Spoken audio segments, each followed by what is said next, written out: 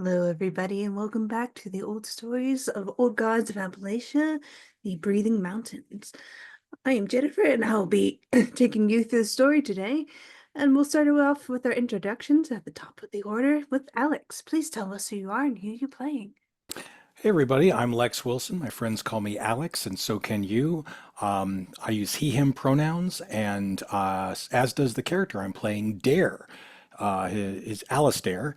His friends call him Dare, and he is a brash protector who knows Jack. And I know Jack because I am on my computer while traveling, and switching between windows is going to be very difficult. But I also have a rocking chair. And thank you very much. I forget the order completely, but we'll just go over to Heck. Tell us who you are and what you do, what you're doing here. Yeah, hey everybody, it's me, Sir Heckalot. I'm here. I'm on your screen. I am back with Beatrice Huckle, who is the neighborly explorer who does what needs doing. She uses she, her pronouns, and I use she, they pronouns. Thank you very much. Mal, tell us who you are and who you're playing. Hi, I'm Mal, aka Archangelic. Today I am playing Teresa Shaw, who is a superstitious sage who cannot escape the darkness, who is now very, very afraid of the things in town. So As you should be. Last but not least, tell us who you are, Siliqui. Hey friends, my name is Siliqui Jaden. I use they them pronouns. You can find me most places online as Fat Sapphic Bro. I'll be playing Jasper Joaquin Vicente, he they pronouns, who is a hardy protector who defends what matters. Welcome back to our space here at Lantern Light Adventures. This is home to all of our TTRPG and related content on Twitch. All of our games are also uploaded to our Lantern Light Adventures YouTube channel. There's a link to our link tree in the chat right now that you can click, and it will take you to all of our various social media pages so you can follow us everywhere we are. If you want to be kept up to date on everything that we're doing, feel free to also join our Discord, which is linked in the chat and in our link tree. Thank you to everyone who responded to the casting call for our new modern magical fantasy game. Stay tuned for more information on that game as we get all the details worked out. Thanks for joining us today for the Old Stories, The Breathing Mountain, our horror-themed Old Gods of Appalachia actual play. We'll be streaming this game most Wednesdays from 2 to 5 p.m. Pacific. Friendly reminder that this is a horror-themed game, so please care for yourselves as needed. As for where you can find us the rest of the week, on most Sundays from 7:30 to 9:30 p.m. PST, we stream Era of the Dragons, our D&D 5e actual play. Most Tuesdays from 6 to 9 p.m. PST, we stream An Empty Dream, our Girl by Moonlight actual play, and we should have the full group back together next week. We also record an audio cast after show. I always stumble on that one. For each of our games, where we go over any necessary advancement steps and debrief from the game. You can listen to these for free on our Patreon at patreon.com/lanternlightadventures. All of these after shows will always be free, but we appreciate any contributions and support as it helps us continue to bring you awesome queer content. Just as a reminder, each month we take the last 7 days of the month off so that we can edit and prepare more content for y'all, as well as have a bit of a break to handle our day-to-day responsibilities. And finally, in support of a free Palestine, we will be financially supporting a family through the Pass the Hat project. More information for that will be shared once we are assigned our family. Until then, there's a donation link for Doctors Without Borders on our page that you can support in the meantime. Thanks so much, everyone.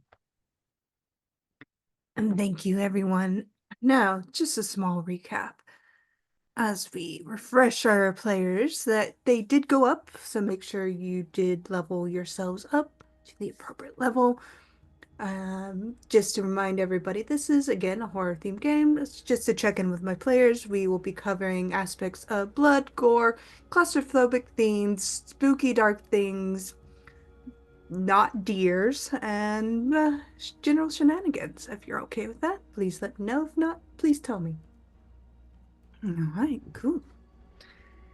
Now, as you're investigating the town's mystery, you've been pulled into something much darker, much more supernatural in the sense that the mountain holds a very dark secret.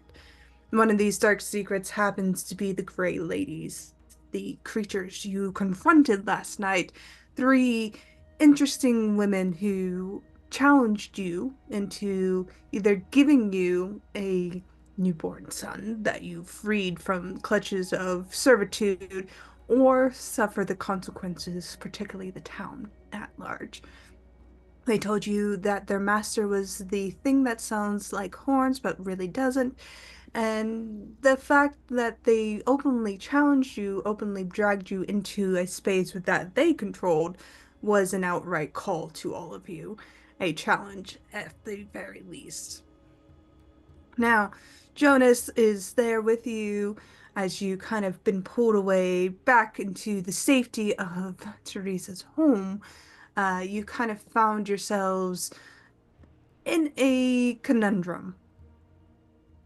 Whether you face this conundrum head on is up to you. Whether you turn over this newborn person is up to you. But the paths are yours as the night has pulled itself down up and around you, breathing its dark veiled lights and shadowed cast trees across this luscious garden that Teresa now has in front of her lawn. The borders are now steady and strong. Creatures that want to get in, that used to get in, can no longer get in, as the borders have strengthened themselves with a little bit of hedge magic.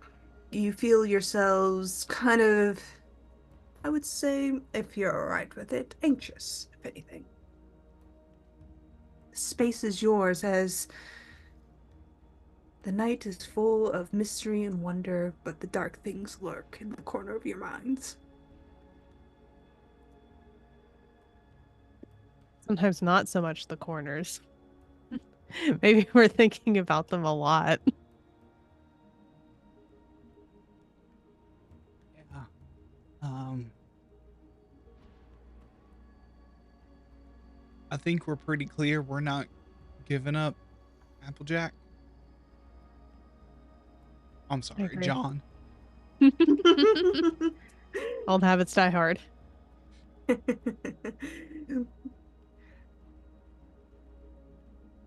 John is definitely one of speculation as he has found himself in a corner of your house and is just eating some bread that he's found. You're not sure where he's gotten it because it definitely wasn't in your house before.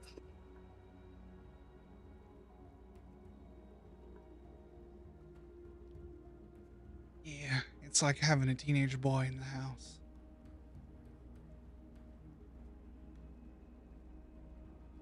Also remind the players you do have some dynamite still on you. As I'm looking over my notes. Oh yeah, we did that, huh? That we Yes. do. You know, it's going to come in handy at just the right moment. I just know it. Either really handy or it'll be the problem that we need something bigger than dynamite to solve. We definitely have Chekhov's dynamite at this point.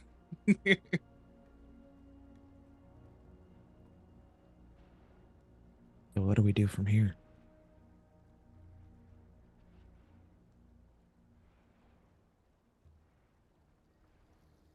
Well, let me think. Um, they made a deal with the Gray Ladies. All these folks still under that deal, even though some have been released.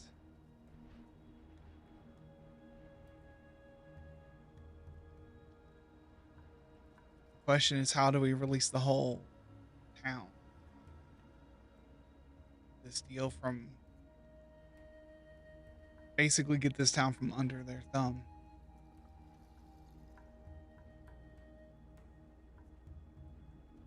I really kind of wonder who, if anyone in the town, knows about all of this. Well, then it seems like the folks we talked to who do know about it are angry that we went pushing. The good doctor, I mean, threatened us with a shot, all but threatened us with a shotgun, so.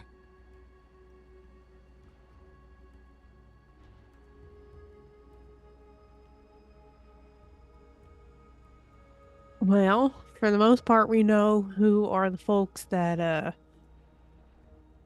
don't want us to push, but what if there were maybe folks that are not awares of the whole situation that would?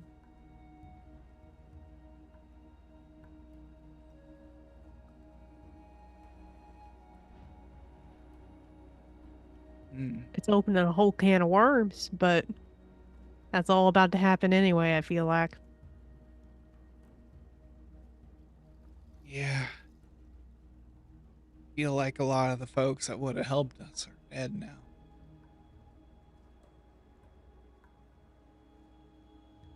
It's fair.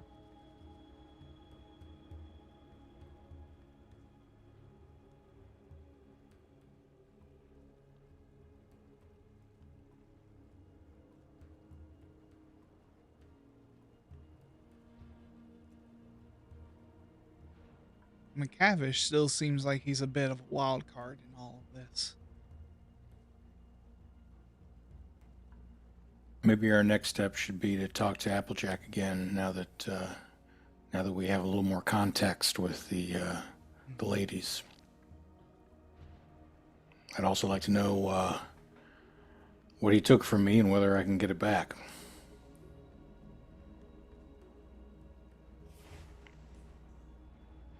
Now that boy's around here somewhere. And Teresa will call out for Jack. So he's just sitting in the corner of your house eating bread. He's been listening to this the whole time. Oh, okay. Beautiful. He Yep. just kind of says, "Hey,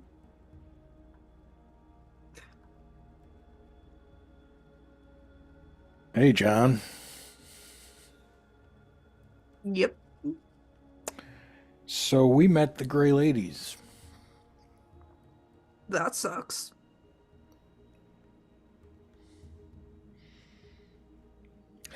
They mentioned that I was missing something. Yeah.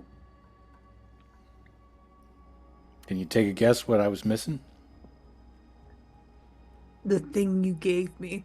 Like, he stands up, holding his loaf of bread. You literally gave me your pity there. I literally did not.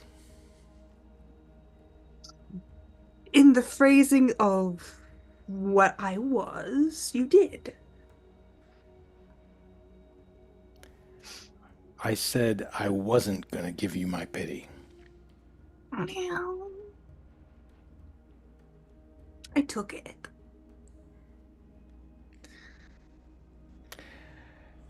What is it to you? Emotions, I guess, in the grand scheme. Do you want it back? I would like to be whole. But the point of pity is it's nothing. It's something that it's like the opposite of connection. It's the opposite of a gift.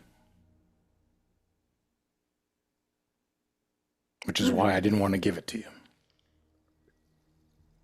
Maybe that's why I took it. To be spiteful? So you did it because you were angry at me.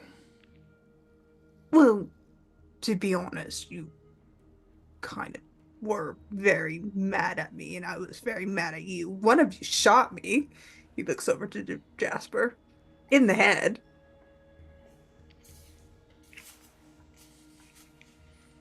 And one of you kept calling me the devil. I was not the devil.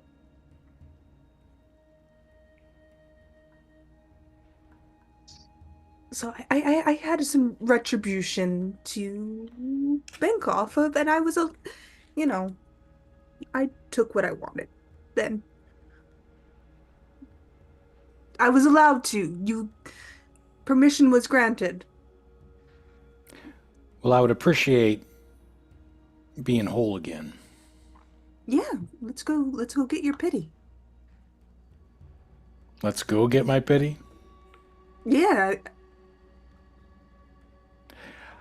All right, John, if you're going to be human, you got to understand we don't really think of these things as going on a quest to get my pity. It's a little in the head that I don't think I quite understand. What the hell's going on, man? we go back to the apple orchard and get your pity. All right, to the apple orchard. Awesome. And as for what's going on, you're the ones who poked the gray lady. I did not do that. As he kind of claps his hands together and puts the bread down. I may have taken this from the lady down the street. Taking what? He points to the bread. And I look at the bread. What kind of bread is It's that?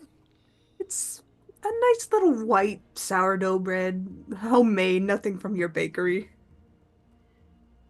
Hmm. Good crust. Nice and moist. Well, you got good taste.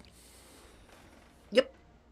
Like people leave tons of food out on their windowsill. Like it's amazing. Like you just walk up to a windowsill, get some Oh dear. pie or bread or That I found a oh no. roast the other day. It was great. Now listen here, boy. You may not be magically bound to exchange anymore, but there's still an expectation that if you take something from somebody, you give something in return. You hear me? Yes, I gave the woman whose bread some thyme and rosemary for her tea. The gentleman whose roast I took, I gave them some apples and some cider. I bought those. That's good to hear. It's good to hear. Did And you the get the most important thing? Or did you give the most important thing from them, which is consent? I mean, leaving food in the window is he kind of pauses. Is that not how people say take food here? I mean, that's how they did it back then.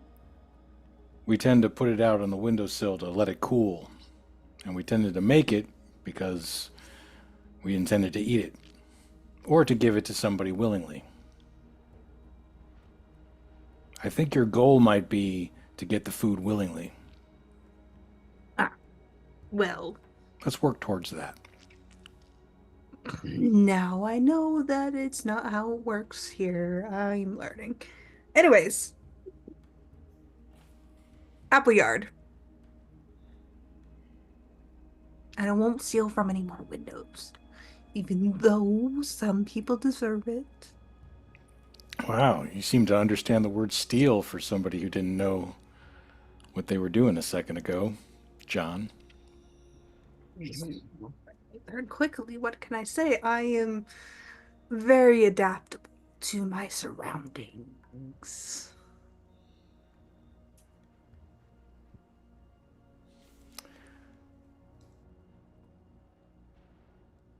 We already know that this apple orchard has dried up, right? It started to tilt away from its fall luster.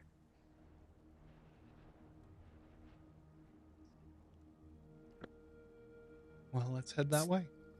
hmm So, traveling there, it is a full moonlit night.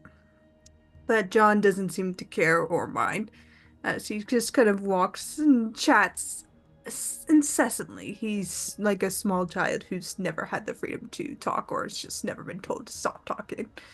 And he just chats away with everything he's been doing, and it's been quite an adventure he's been on, from making the apartment that you gave him, Jasper, into a mini terrarium, to finding some small, neat little caves on the outlines, to getting a cut on his hand and finding a nice lady to bandage his hand up, to taking the bread from a window. He's had a lot of adventures so far. He seems to be adapting to his human life quite well. The garden is a testament to that, if anything. And eventually you do kind of make your way down to the apple orchard. And you see him kind of pause, look around, and go towards the creek area. And you see, all of you, that it is a crossroad.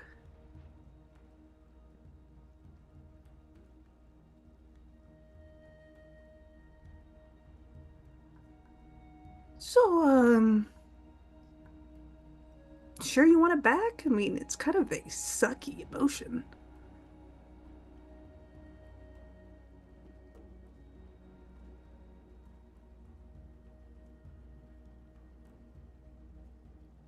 I don't know about that, but I do want to be whole. When the Gray Lady said that there's something missing from me, I don't like that feeling. Okay. Goes towards the middle of this crossroad and it kind of squats down and kind of starts pushing away dirt. And it takes him about 10 or so minutes before he stands up, pulls out a small chest, and turns it around to you. All right, here it is. What does it look like? Simple brown chest and probably used for jewelry or something at one point. Nothing too fancy. Has a little brass kind of key lock on it, and it's nice for what it is. And it's in this chest? He nods. And what happens when I open this chest? It's yours. So you took something from me and you gave it back. And if I open it, will it be a part of me again? Or is it like you took a finger from me and you're giving me back the finger and I can't do anything with that finger? Well, you can do a lot with severed fingers, but And you can do a lot with a severed finger. I've seen people do a lot. Anyways, no, it's just like he thinks for a moment. Like drinking water, it becomes a part of you.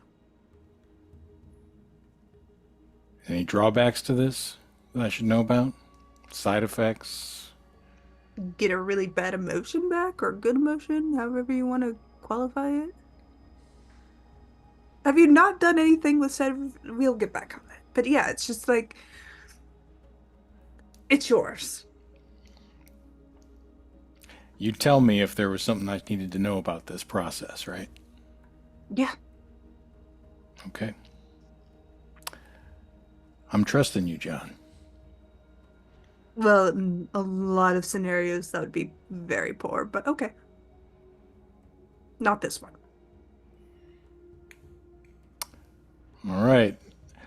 Teresa, can you think of a reason why I shouldn't open this chest?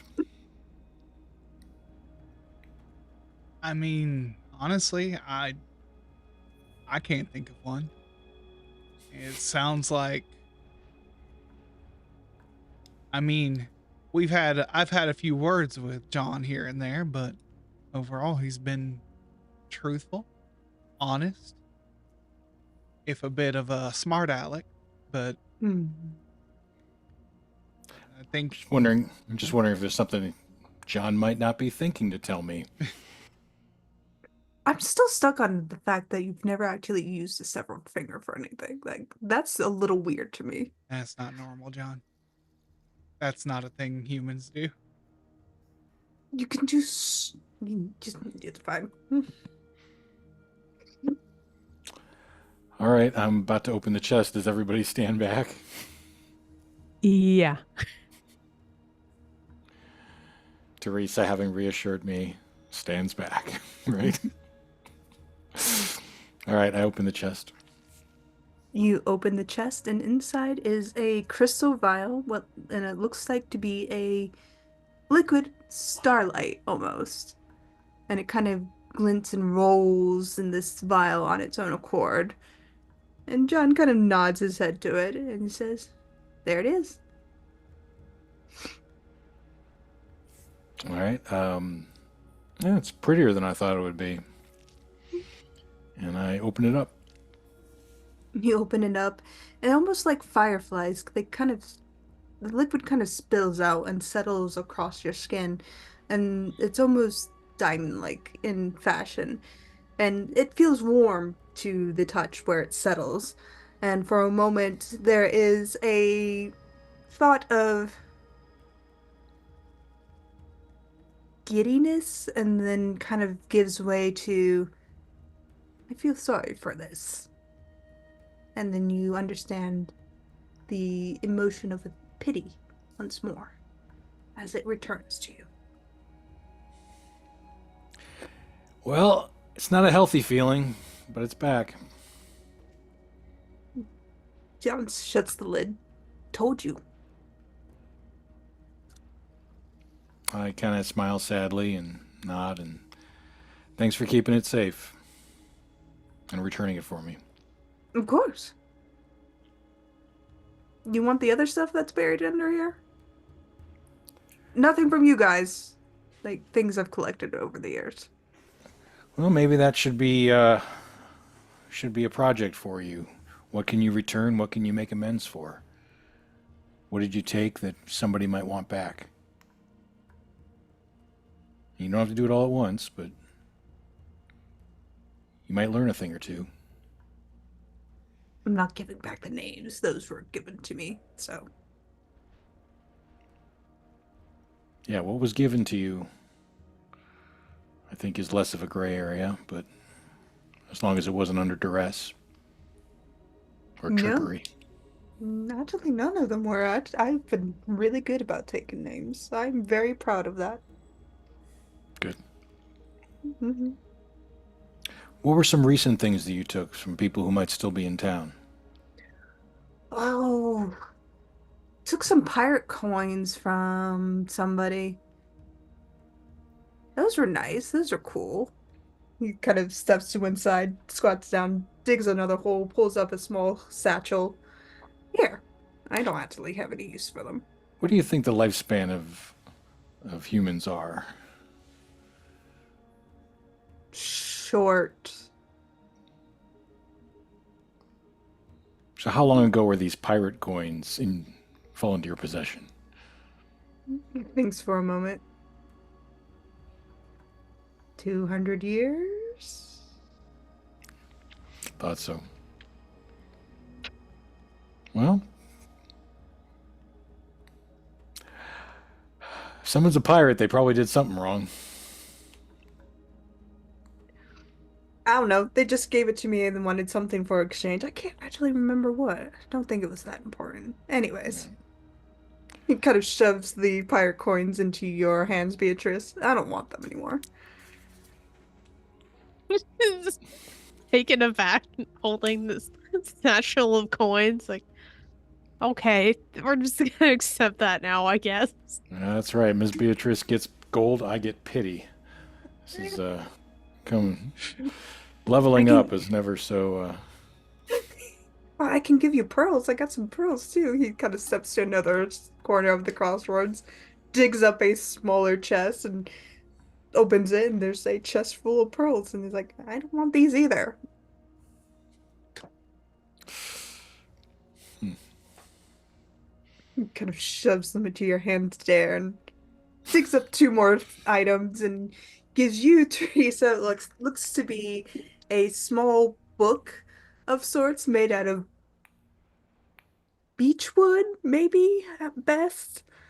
And inside there's a list of ingredients of various potions and like old world potions.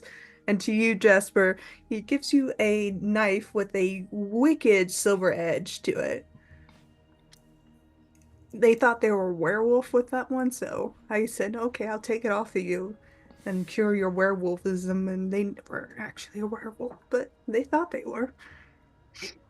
How long ago did you get these gifts before we take them? Hmm.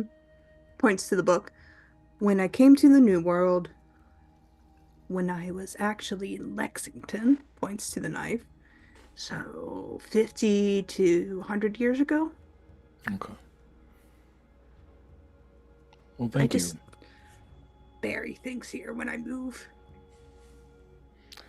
Well, thank you. We might be able to hire some help if we need some. Yeah, there's more here, but whatever. Dig what you want.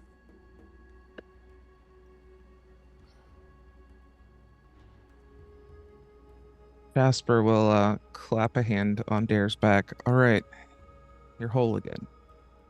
Let's not use that to sacrifice yourself, please. Show me there's a better way, and I won't have to. Well, we're gonna have to find a better way.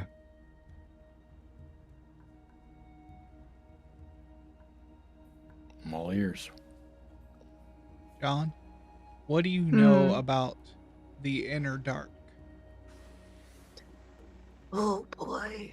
He kind of sits down on a nearby tree stump.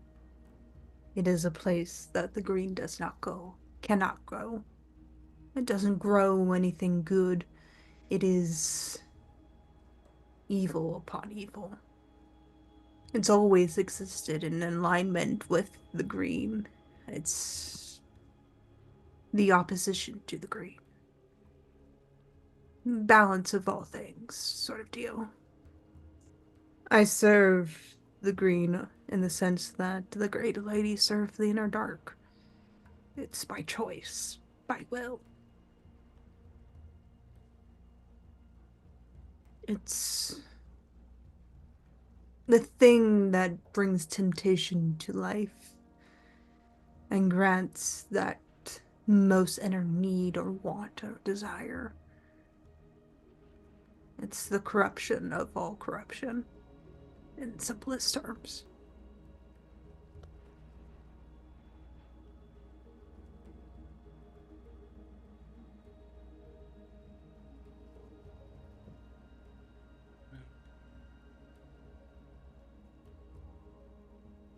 Well, either way, it can't be good, can it?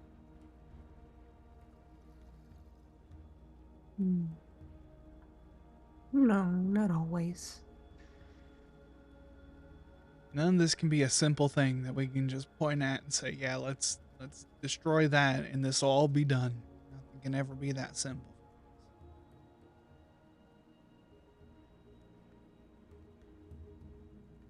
I mean, you do have a simple way out. Just because we have choices doesn't mean they're good ones. Doesn't mean we have to make them quite yet.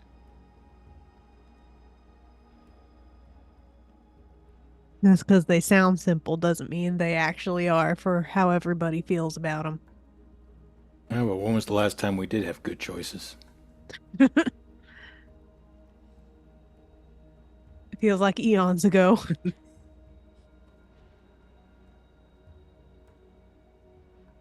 Yeah, that sounds like a luxury. Hmm.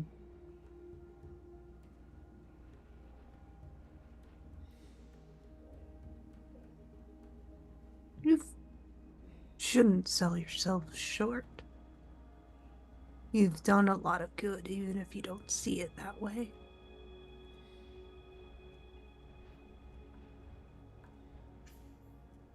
Freeing somebody from an eternal servitude is really quite a good thing.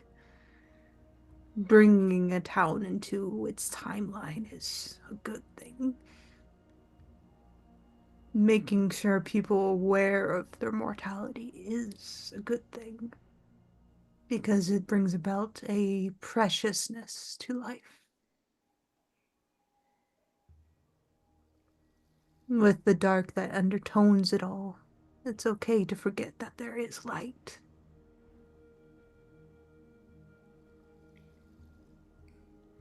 I appreciate that perspective, John. Well, it's the least I can offer.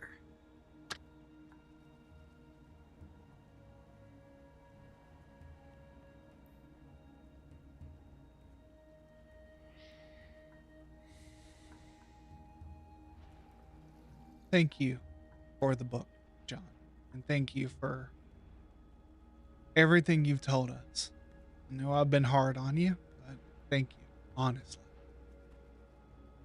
Well, sometimes when you put an immortal being into a perspective of mortality, they have to learn. And you've done a good amount of learning. I'm proud of you, honestly. Oh, thank you.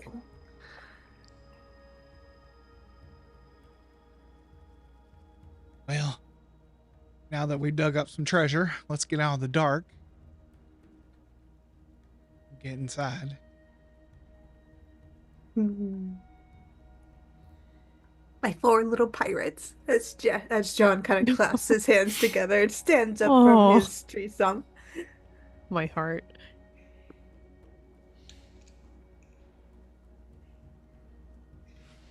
You practically prance all the way back to your house, Teresa. It's so cute.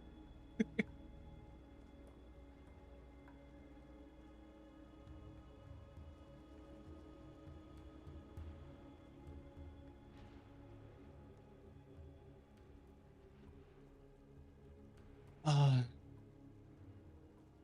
yeah. Teresa will just kind of make sure everything's set. I mean, like it sounds like it's late. It's at night, so Mm-hmm.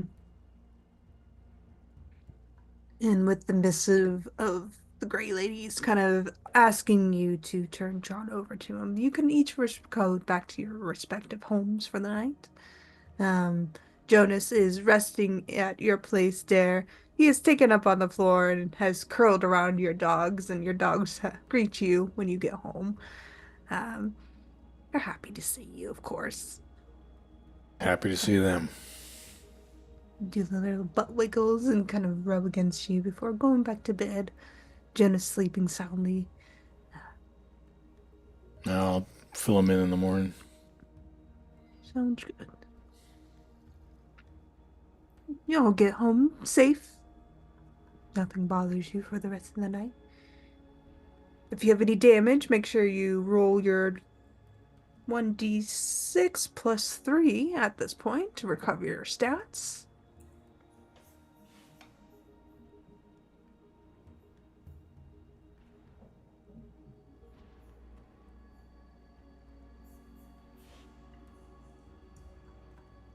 The morning comes and the day is bright and sunny. The night shaken off by the cry of the crows. And the air's a little bit warmer today. Summer creeping in, full view, the hot humidity of the mountain kind of pressing in on the valley itself.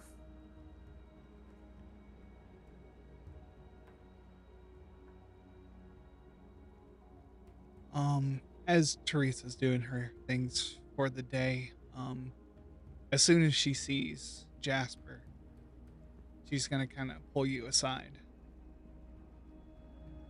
Hey, good morning. Good morning. There's something I there's something I wanted to talk to you about in particular.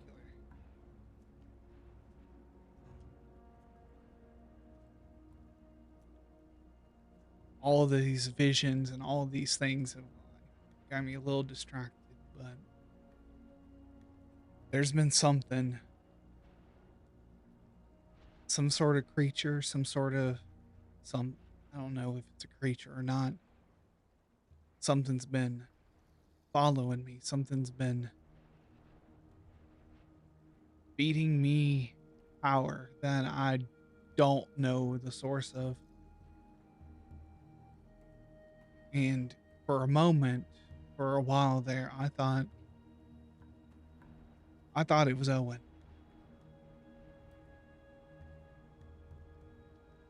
And now it looks like Owen. It hasn't said much to me. I asked it for to help me protect the town. He accepted, I think. Um when I when I called up shadows and everything before, that's Owen doing that, and it wasn't me.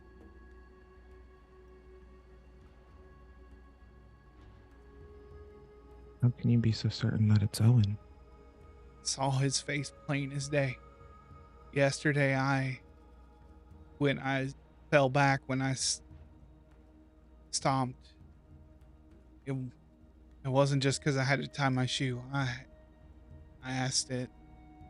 I reached out to it. I asked it for protection. I asked it for help.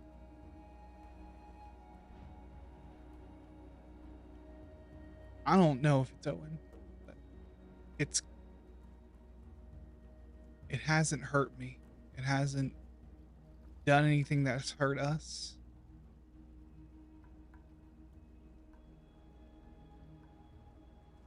When did you first notice this?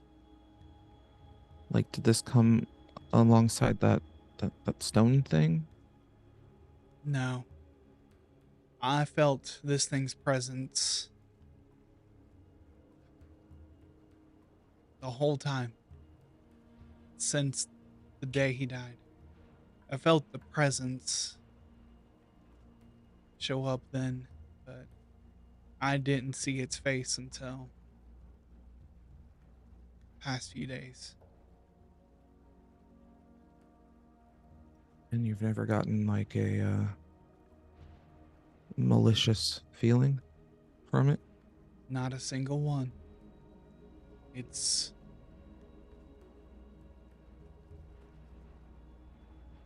it's been nothing but protect me. It's done nothing but protect me.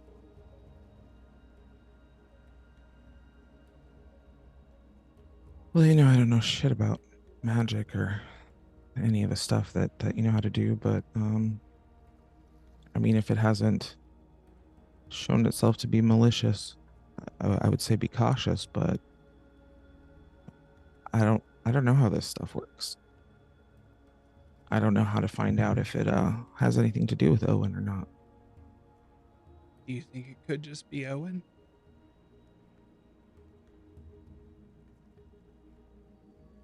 I mean, at this point, anything's possible. I've seen things I never could have conceived of, so I guess we couldn't entirely write that out of possibility.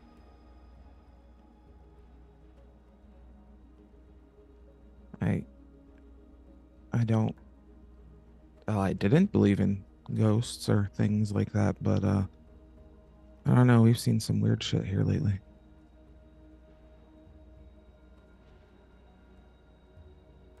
I think part of me hopes it's him.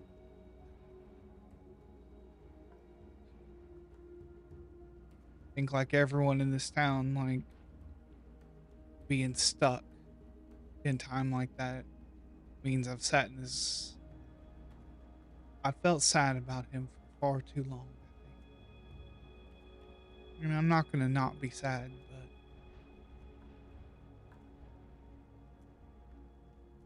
part of me still hopes deeply that this is Owen, that he's here to protect me. I don't know if it's wise to hang on to that or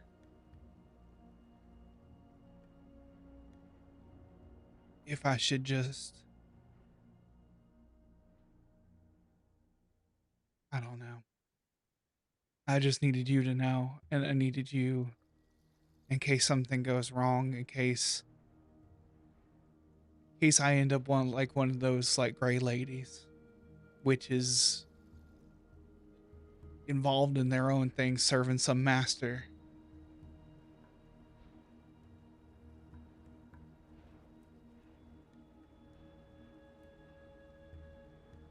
Yeah. I appreciate the heads up. I would give anything to have my best friend back.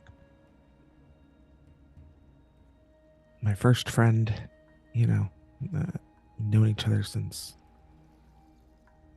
as long as I can remember. So I understand why that hope wants to live in you, but just be cautious. Just in case. We've been tricked by things plenty of times already.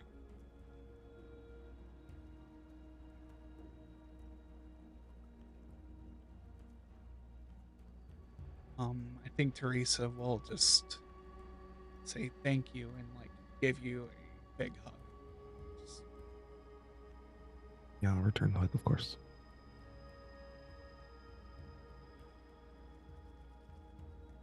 I mean, she'll go off and keep doing her own things for the morning. Sounds good. So, now that I've rolled everything, for your dagger, Jasper, you get a +1 forward to your attacks, and this will be considered an artifact.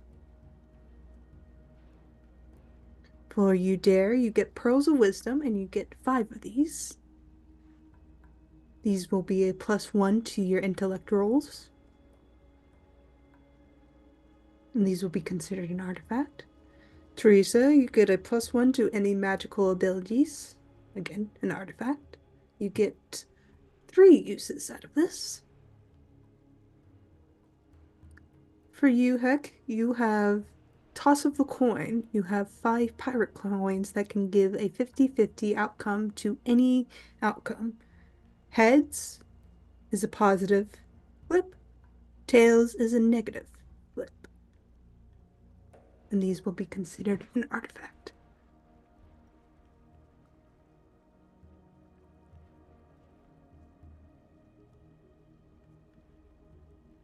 Very cool.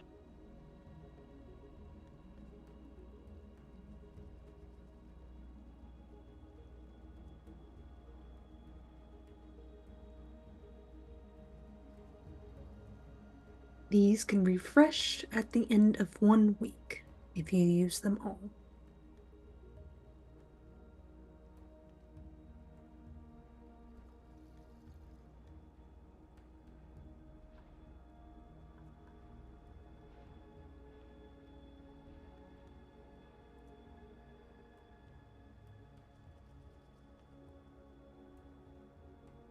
Excellent.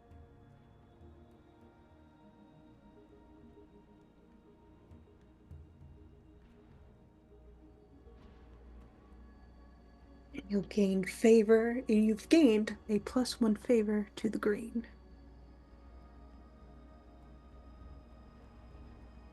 So you now have 65% positivity that the green will come to your aid in need of help.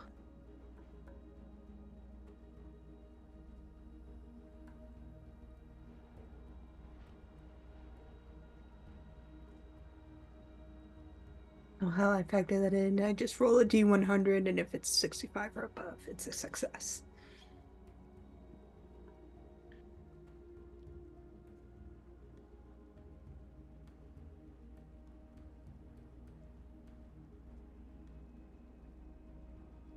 Or 65 below, excuse me. As long as it hits at 65, you're good. Either way. But the Awesome. morning has come. There, your bakery is up and swinging. People are buying food. People are visiting the library, Beatrice. Miss Jenny Brown is noticeably absent from her shop. Mm-hmm. Uh, Uh-huh. Oh yeah. Oh yeah. uh, the 1 or 2 kids that do go to school are also hanging around the library today. No Uh-huh. teacher is I wonder absent. why. Yeah. But They're and showing a along, video. yeah.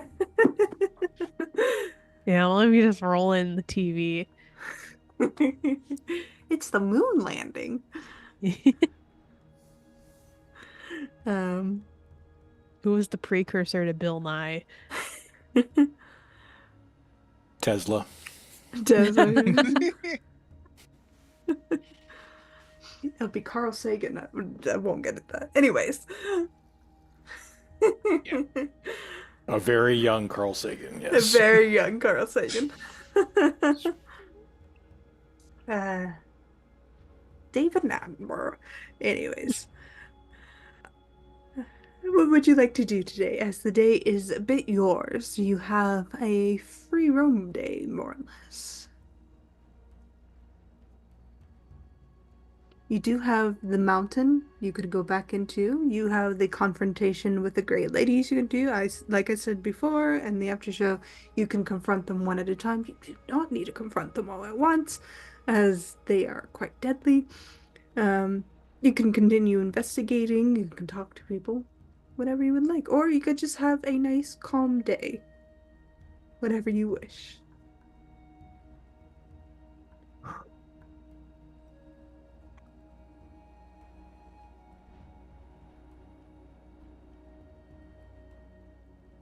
And what do we want to get up to today? I don't think we're ready to fight even one of the great ladies, so that's off the table. I don't think we're ready yet. I Good might talk to folks. I might be a little ready, but it's no, Fair enough, fair enough. like I'll have to make sure all the charms in my house are in place first. But get the right things in my pocket before we go. But yeah, I think. But either way, it's might be a deadly endeavor.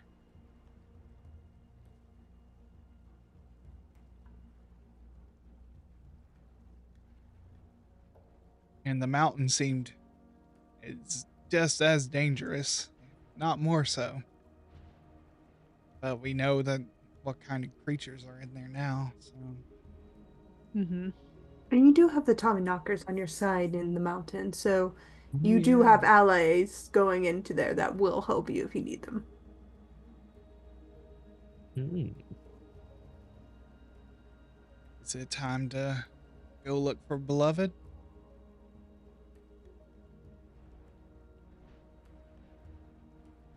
Yeah, Sure. let's do it. Okay. You guys could have a nice calm day. Just take a relax. Nah, just No. go.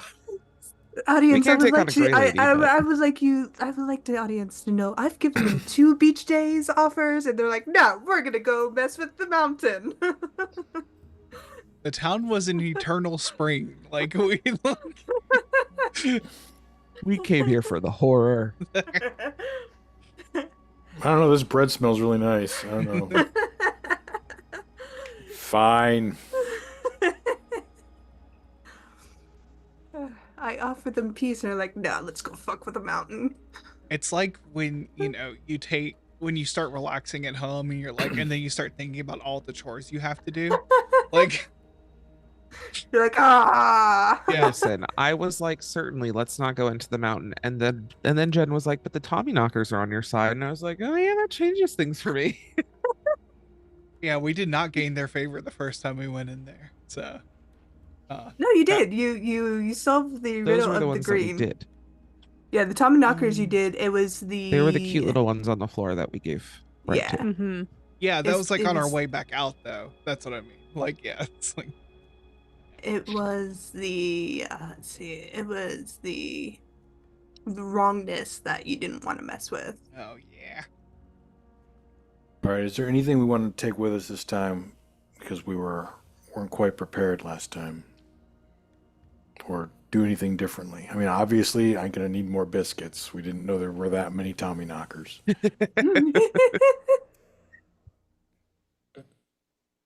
Maybe I'll bring one of these semolina loaves that I've been working on. Hell yeah.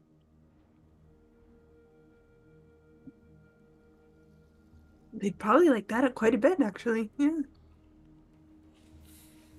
Test kitchen, you know. Yes.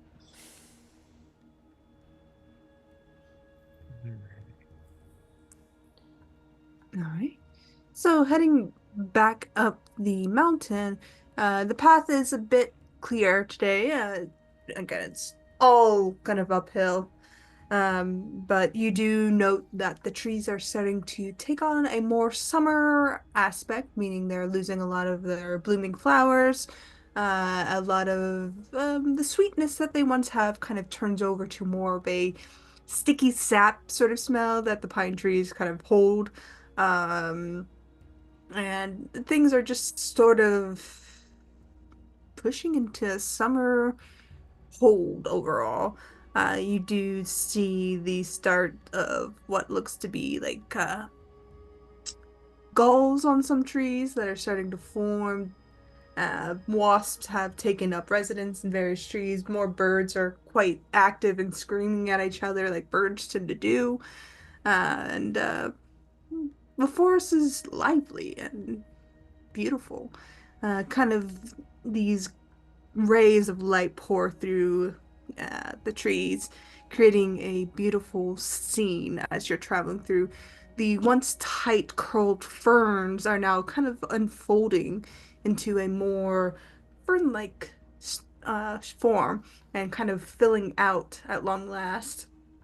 No more fiddleheads for you guys, unfortunately, as they're no longer safe to eat when they start to unfurl. But as you kind of push through, you smell the distinct smell of onions, maybe garlic, as you kind of see what looks to be wild shoots kind of starting to pop out in the trees.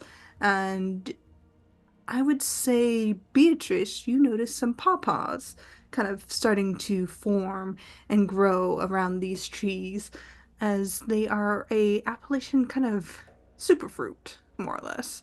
Very tasty Hmm. if you like them. Um, Some people but don't. yeah, I know as a people person, who don't. yeah, as a person who grew up in Appalachia, yeah, no, it's really an acquired taste, but they're good if you need to survive, Hmm. and they're quite nice to have if you need some food out in the wild. But you do see some ramps just kind of starting to grow, and they're quite nice to have in a soup or just on their own. But eventually you kind of push through and start to see these summer blooms kind of filter up at the top of the head of this mountain trail. And you see more and more butterflies, particularly monarch butterflies that are passing through on their summer journey. And when you get to the top, the mine shaft is there. The door is still open. The area where the workers would have been is still there and open as you left it. No riddles to solve in this particular passage, as you've already solved this starter area, more or less. And the cave entry is there for your perusal.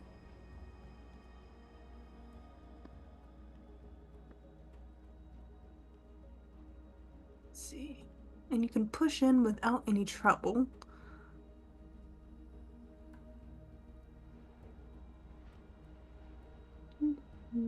I assume Teresa brought the bird. Oh yeah, lucky. Yeah. Do you have that bird? Yeah, Do you absolutely. have, We do do you need have that that bird. bird? Can easily get into where you were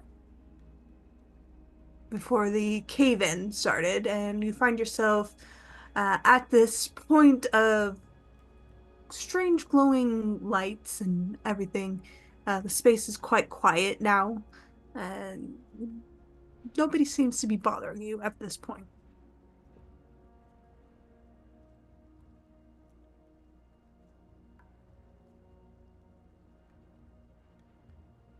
All right. Well, I guess we need to find a way deeper in, huh? Hmm.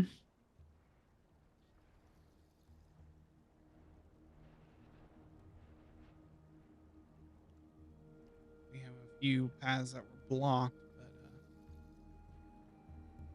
And we compared it with the map, right? Yeah, so when you Between these visits. compared it with the map, this would be as you're going down, this would be kind of a second layer kind of cave area. Some mining took here, but this more seemed like an exploratory Got it. area to see if they could dig in this space, and it looks like they couldn't really dig in this space. It was more of they just needed to get down. Got it. I think too, we might want to like have told John on our way out, like that we're going here, and if we're not back by sundown, that we might be dead. So they'll Oh, look for us or send our someone, search party. someone's seen 127 hours because I'm not eating a finger, and I don't care what John says. Yeah, it just baffles him that you just don't want to, Um, do that. He just doesn't get it. yeah, I'll have to look at his recipe book later.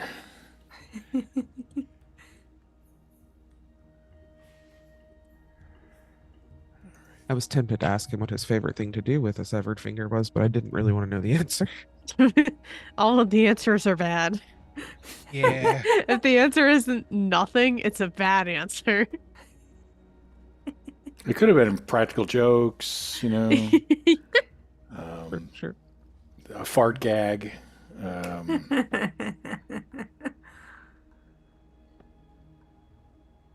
give it to somebody who has lost a finger.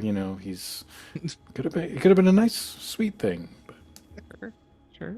make a bouquet.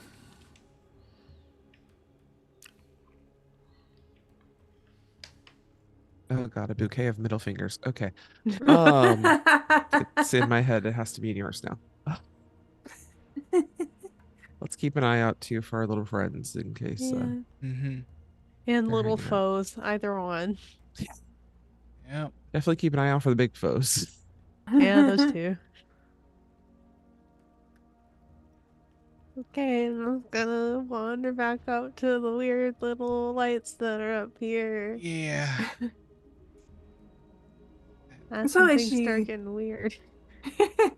as you approach the light, you can see that it is an amber sort of cracks along the ground here, and underneath you kind of see what looks to be natural glowworms, just kind of making their way underneath the space, and you get the sense that underneath you is fairly hollow for these worms to make their home.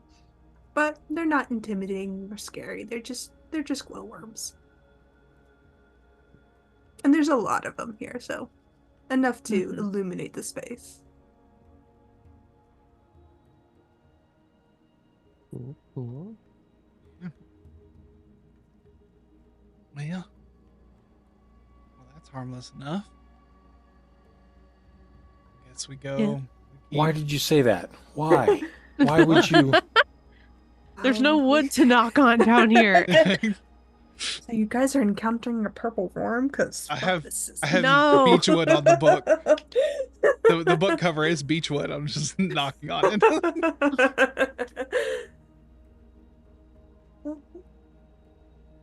Yeah, it's just purple. It's just purple worms coming to eat your faces. It's fine. No. No. Okay. Well, we carry on. Nevertheless, we persist. All All right. right. Jasper, you want to take the lead or the rear? I'm good to go in front. I'll take the rear. Mhm. All right, let's keep making our Yep. way. Protector Sandwich. That's our team name.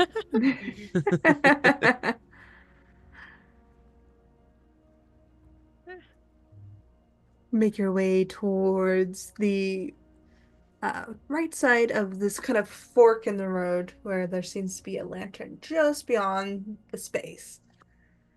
As you get close, you see it quietly flickering in the distance. And as you get into the space, you realize there is a kind of door in the way, mostly probably to trap any fires that might occur in the cave down below, just for safety reasons, and more or less to protect any miners that might come up into this upper space from anything that's going down in the below. And as you do so, Oh, you're greeted with this kind of puzzle as you see some of the gears are a bit wonky. Let's see.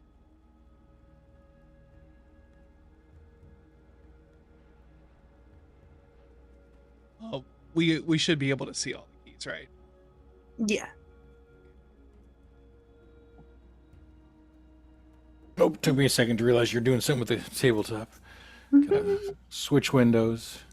Here, let me show this to you so you can have. There we go. There we go.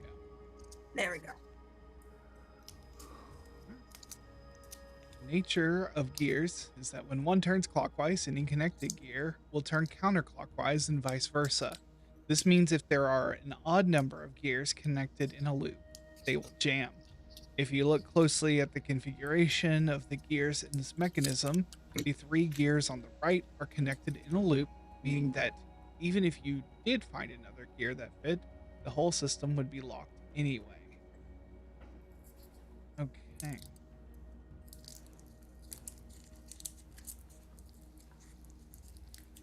Well, sounds like we.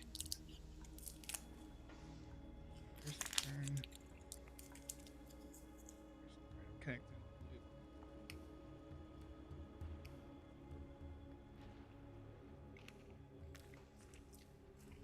What if we just take that smaller gear and move it to that other pin? Well, the one in the upper right.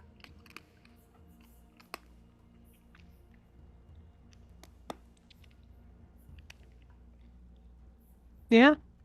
Like that's what I'm like, okay, yeah, if we the only like different thing that we can do instead of finding another one is just moving the confirmation of the ones we've got.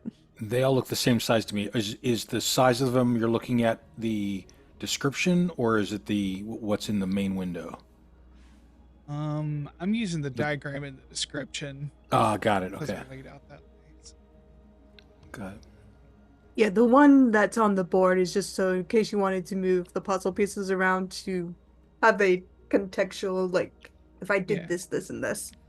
Got it. basically we got this whole thing going. Hmm. Yeah, some people are kinetic visual learners, some people aren't, so I offered both solutions.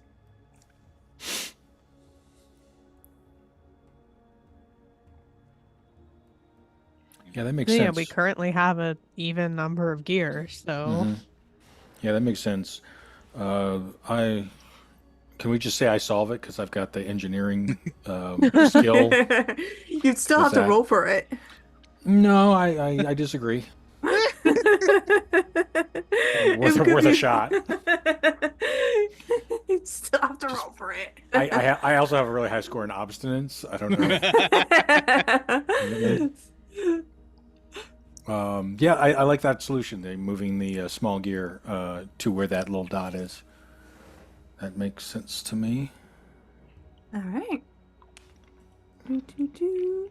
So you move it over, and as you do so, the gears fit nicely with each other, and you are able to move the mechanism on the door itself. Who suggested that? Because that was a good idea. I did. Nice, nicely done. I didn't want it to be like the guy, saying the same solution that it was just announced and taking credit for it. Cool. Why do I feel like just Teresa like had to repair her sewing machine a couple times. There you go. I like that. Yeah, you could take some XP for guys collectively can take some XP for solving the puzzle. How's that? Ooh. Hey,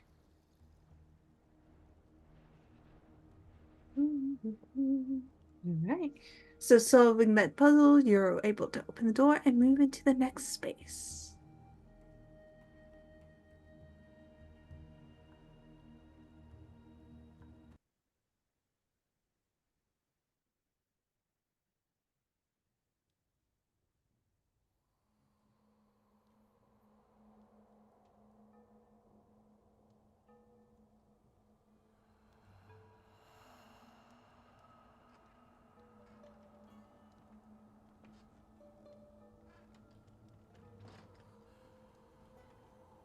our token's not on here. I was like, is it too dark? Can I just not see them? No, I don't see them. Where where on this map are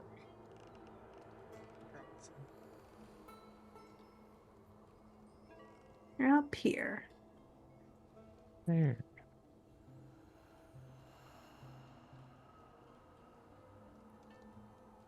There we go.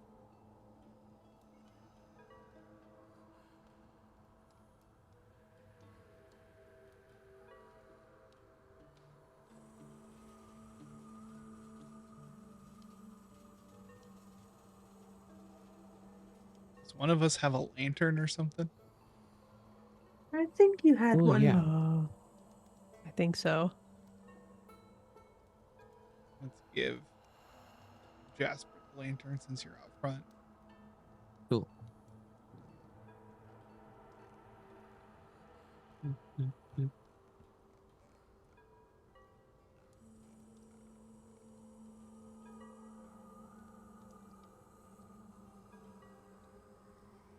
The walls of this cave is a bit hewed out as if there was active digging here. You do see some coal mine deposits above you and along the walls. So this was an active coal site at one point. Looks like digging had stopped as they kind of got to smaller and smaller deposits and had moved on. But the cave system's a bit windy here. It's not the typical straight lined like space you expect. This seems to be almost as if they were following a natural groove.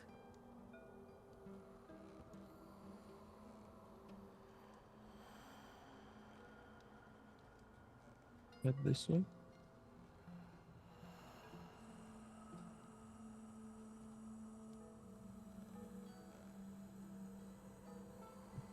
We'll keep heading deeper in. Mm-hmm. Yeah, I'll just keep moving forward unless anyone tells me to stop.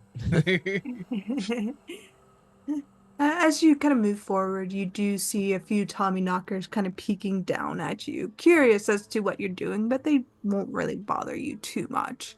Um, they're just wanting to know more or less why you're here, but they'll scuttle away once they figured you're not a threat to them. Okay. I'll also point them out to Dare in case he wants to throw some biscuits. All right. Oh, that's what I brought the loaf for, the semolina loaf. And I'll just start tearing Yeah. up and share it. Make sure you share it. No. Expect little gremlins to do that? No. That's right. We introduced this society of like capitalism and scarcity, and they just start fighting over this stuff. Just Oh my break into god. factions. Yeah. You can't actually go that way, Jasper. It seems to Okay. be a shallow cove area and doesn't really Oh. lead anywhere. Huh. Whee. I would say, Beatrice, with your keen eye and history, you notice some fossils in the ground. Like plants, animals, both? Plants and sea life. Nice. Mostly ferns and those curly shelled ones. Oh yeah. Oh my god, that's why is it leaving my brain? No. I know what you're The talking about yeah, though. yeah, it's Is those. it like atolls? Is that what they are? Nautilus or something like that. Oh yeah. Well, yeah, nautiloid looking things. Yeah, little nautiloids. It's quite abundant in the UK. But you find some of those kind of just decorated here and there. Oh, ammonite. There we go. I was like, it begins with an A. Okay, there it is. There it is. As you press into the next space, you find yourself kind of facing a narrow corridor. Uh, High walls on either side that go stretch from floor to ceiling, stairs that lead downwards into what looks to be a flooded area, and stairs leading up to the other side. And as you get there, I would have you all notice that there is a bit of a issue getting across.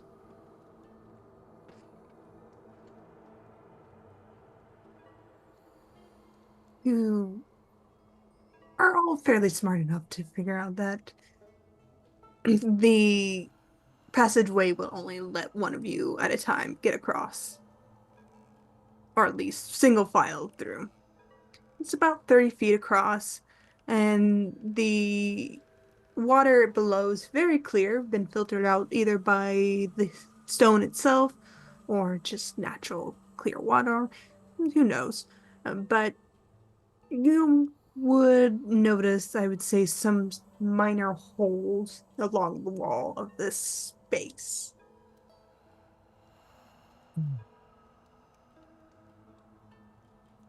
For the sake of our listening audience, in order to move into the next room, you must You must descend into a narrow walkway about 4 feet below the floor, about 2 feet wide and about 30 feet long. This walkway is a long, narrow pool almost completely filled with clear water. The stone walls of this walkway have small holes every few feet, about 1 or 2 inches above the water line. If water gets into these holes, some deadly trap is activated. Think arrows or flame acid geysers. When you enter the water, its level rises to displace your volume.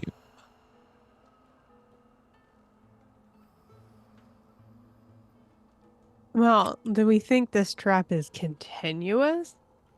So if we displaced it and just let it trigger on its own, like we throw a rock or something in there, displace it, do we think that it'll just reset and re-trigger when we go in there? Hmm.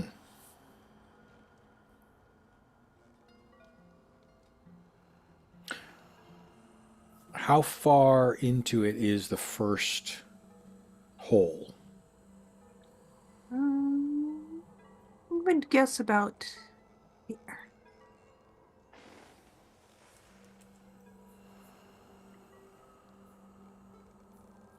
And we're coming from the left. Yeah, you're right here. Okay.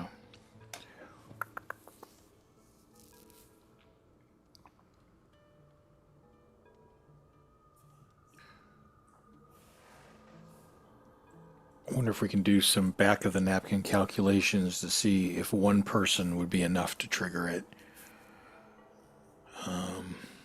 Yeah, what can I roll for that to sort of take a guess? You can use your puzzle solution or your intellect to roll, and you can have advantage or a +5 to your roll. Right.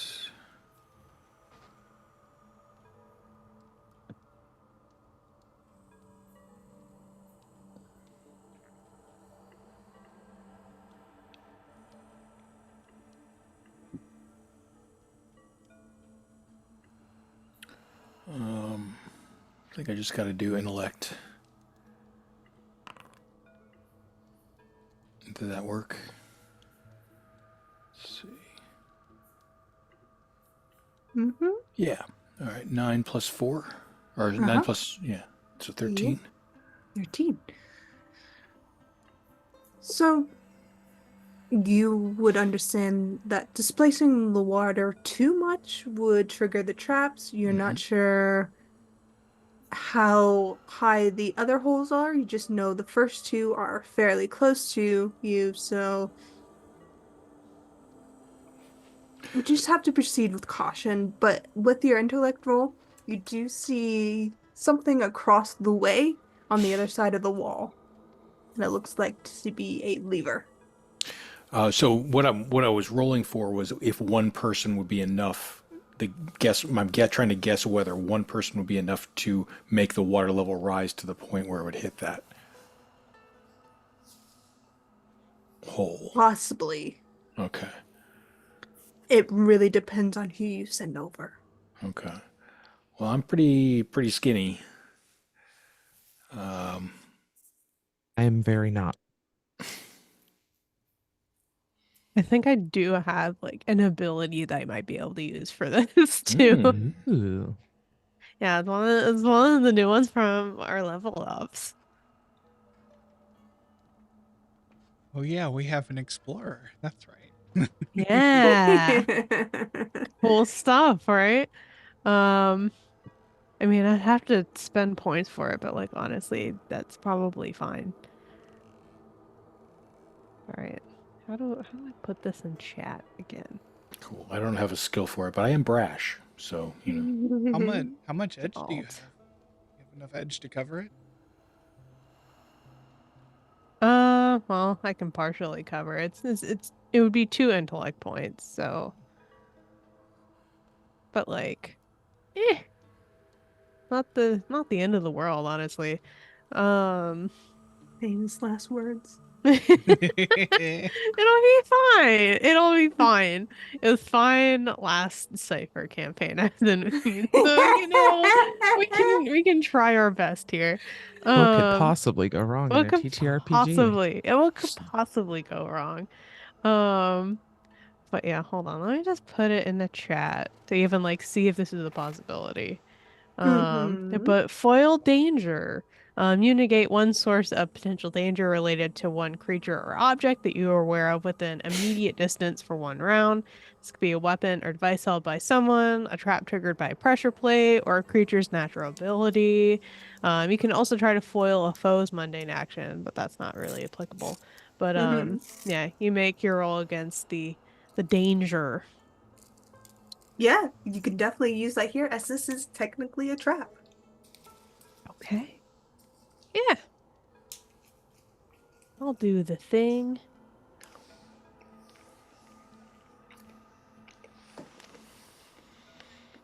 Okay, so it just says make your roll, so is an intellect roll because I'm spending intellect points.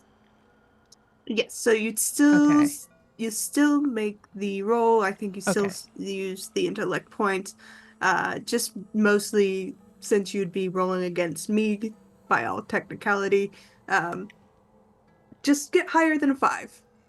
Okay. 7. That's higher than 5. We like it. We like it here. Okay. What? All right. Yeah. So you would definitely you are weirdly adaptable to this particular puzzle. And you realize, oh, it's a stone wall. Stone walls, and you can be a goat, basically. You are a goat across these walls. Yeah. And for whatever reason, you are able to navigate, instead of going into the water itself, you're able to kind of shimmy across the rock wall itself. You are able to find a neat amount of footings that you can place yourself and grab onto to get across without actually triggering the trap itself. And you get across and you do see a lever, and you can roll an intellect to see if this is what you need to deactivate it. Okay. Ooh, I'll take that 18. Yeah, definitely. You know this will definitely deactivate the trap, and allow the rest of your companions to get across just fine. Yeah, let's do that. All right, you deactivate it, and the rest of you can make your way across the water just fine. Amazing. You'll get a little wet, bar Beatrice, who managed to goat her way across.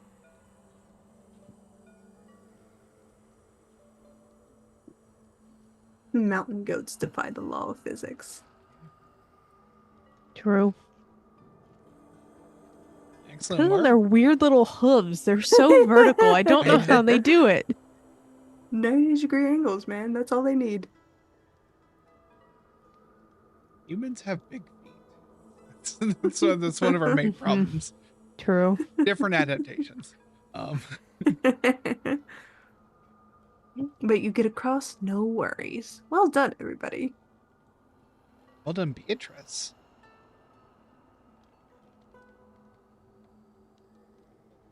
Yeah, now this will push you into this cave. And it is Oh. dark. I'll put a light where you are.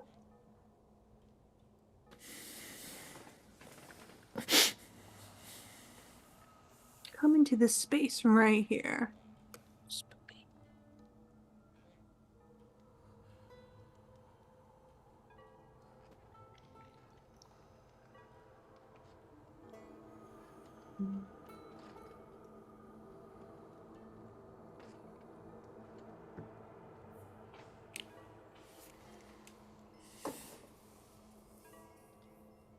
This space is strange. It's not like the other caves above you or around you. It is flat. There's water running through it. It is spacious. You don't see the ceiling at all. The trickling of water kind of makes you alert that there is a cave water system through here. And the ground is uneven and unworked. You do see minor tools kind of scattered about, but they seem to have been forgotten. old and covered in dust, covered in rust. I would say Jasper and Teresa, if you could make me a perception/intelligence roll.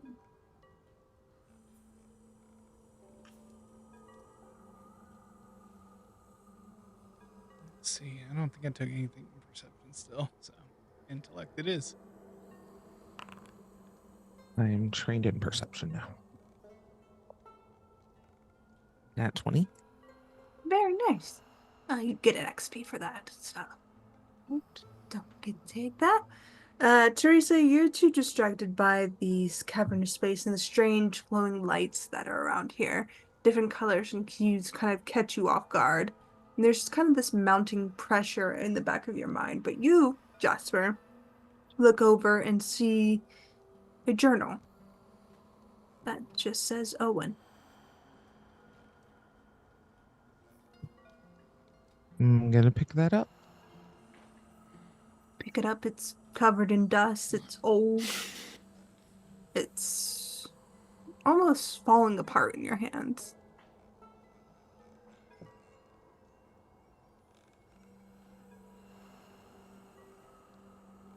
Does it look like it's his handwriting? Or Yeah, is it like not in condition enough to read?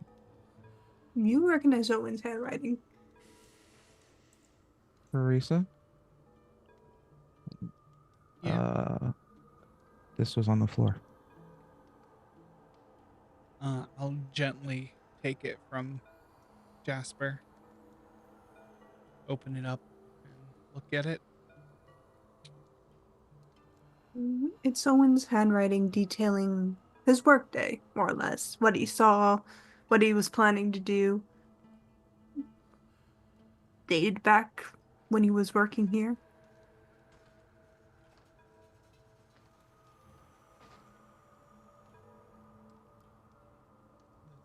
It's Owen's. He must have dropped it or lost it. Or it just got left behind and everything.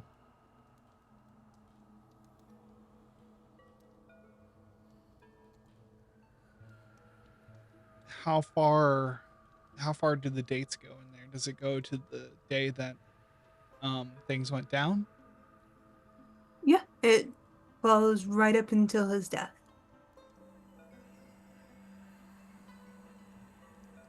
I want to try and read the last entry, see if there's anything that he saw.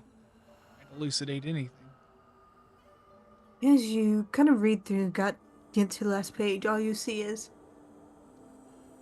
it wasn't her fault. We did what we had to do to protect her. The green man asked us to, and we obeyed.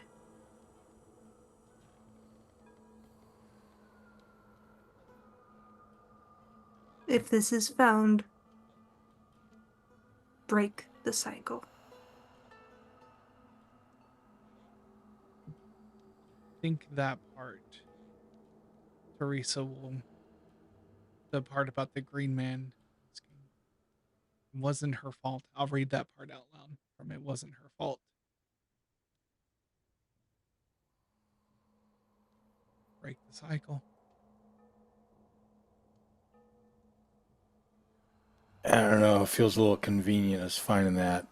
I Dare's going to be a natural skeptic, but he, one of his new skills is sensing lies. Could he do this on a piece of paper that they found, or is that something that he can only do to somebody in person? It's sensing attitudes, I believe, is the skill. The skill's called Sure. sensing lies. Okay. Let me see how that works mechanically.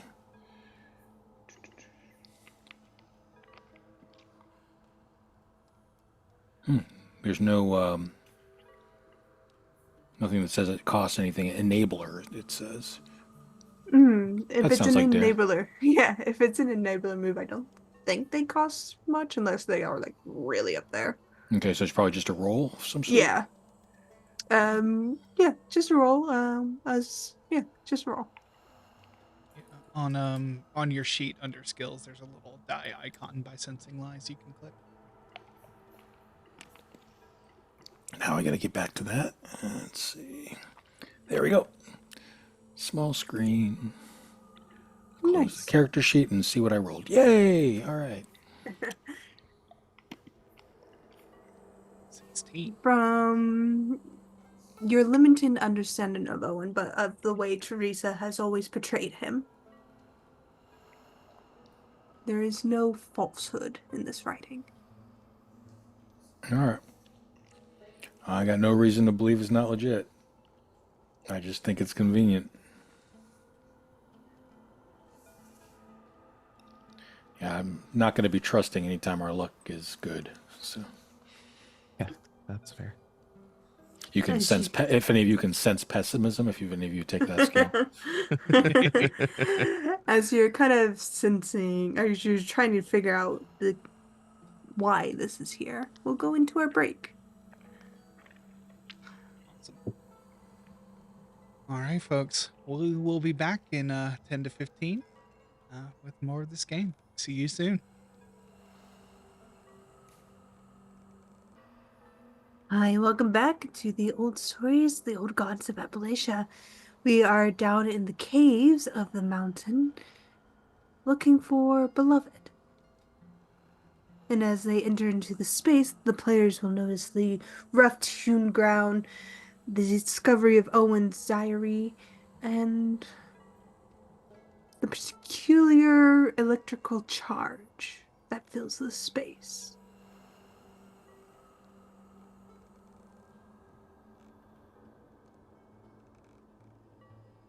Shall we keep pressing forward? All right. Mm-hmm. Yeah.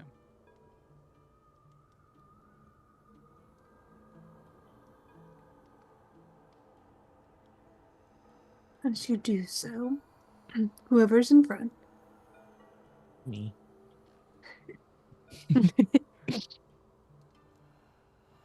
Oh no, what happened? roll me an intellect defense roll.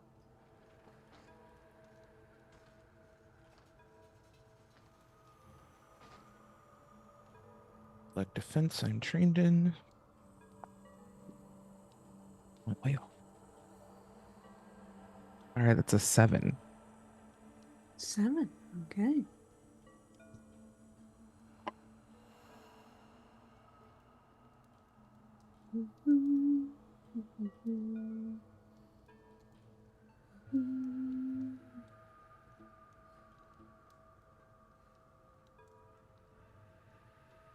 Yep. You feel something kind of press against your back of your mind there, Jasper, for a moment.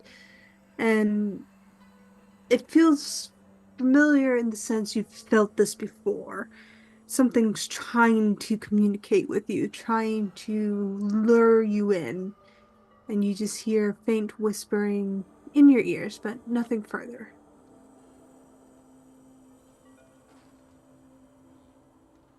Unsettling.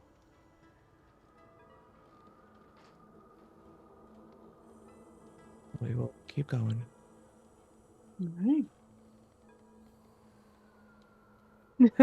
It's everything's fine. As far as you're aware. As you kind of come to that spot, Jasper, you run into the river that's Mm. cutting through this cave system. Okay. Oh, that's cool. I don't know if chat can appreciate that, but the water's definitely moving on the map. Oh, Or yeah. maybe that's Mm. just the fog under it, but it's cool. Yeah.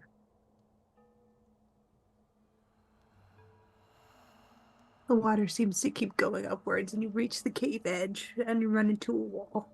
All right. Cool, cool. Come back this way then.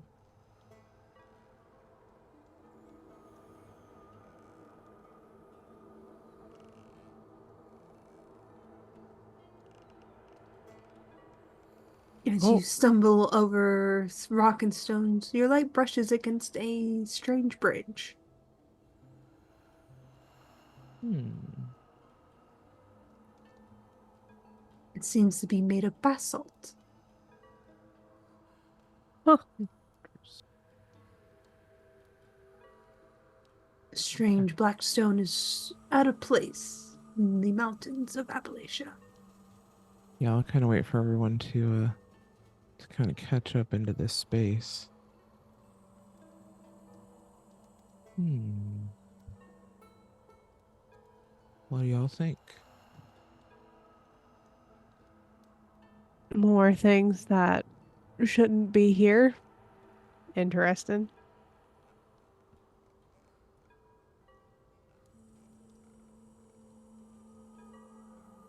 Yeah.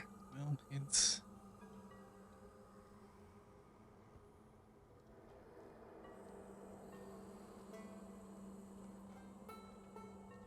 Nope, turn it back. oh, sorry. Thought I did something. Nope.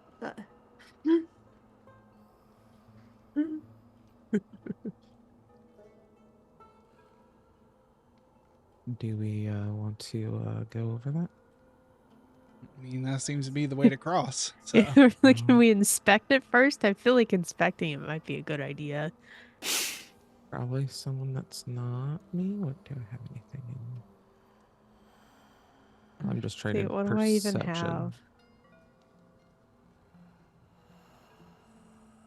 but I have an inability in puzzles, problems, and knowledge. So yeah.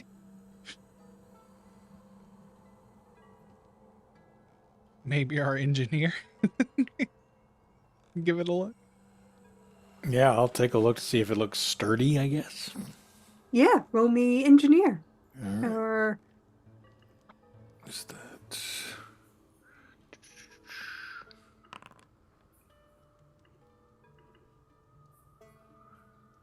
very good. 12. Basalt is a very sturdy and tough stone. It does form in odd shapes. Like you would, if you didn't know what basalt was, you wouldn't suspect that this was natural stone, but it is a natural stone, just weirdly out of place in Appalachia. It's typically found in the northern hemisphere of the UK, by all accounts, where there was a bit more volcanic activity. But Mm. here, it seems to have formed a neat little bridge across. Our storyteller is really interested in things about the UK, so I wonder if there's a connection there. Huh. Interesting. Mhm. I only went to the Natural History Museum to figure out how basalt works. Wow, that's some dedication. It's literally up the street for me, so. It's still Uh, it's meat space research, it's which meat is space. No. so we're Oh, I impressed. hate those words together. No.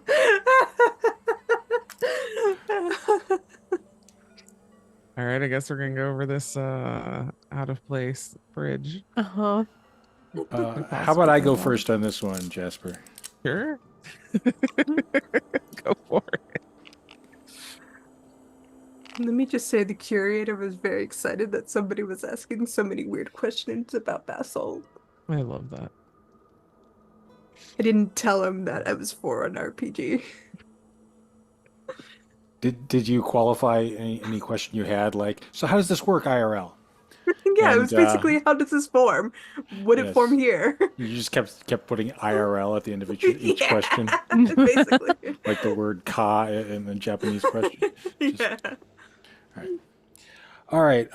Yeah, I'm going to be cautious as I cross, and maybe I will take my my crowbar and sort of like tap a little ahead of me as I walk every once in a while. But I'm not, being, I'm not on my hands and knees, checking in every 5 seconds. I'm just Yeah, being yeah. cautious. Yeah. With your caution, at most you notice that it's not a flat surface so much as it's kind of a like displaced cobblestone unevenness across the road. But with your caution, you won't trip and fall into the water below. All right, step carefully, but it seems sturdy enough. All right, y'all That's go what I ahead. I'll that's what I take up tell the them. rear. Yeah. Yeah, you make it across just fine. Mm.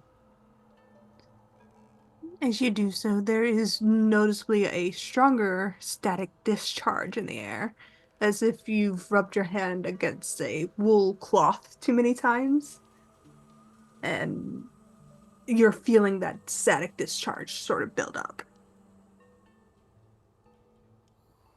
Hmm. Mm. We're close to something.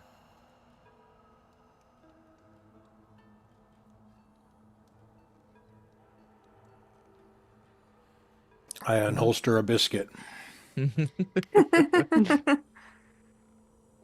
Prepare for anything.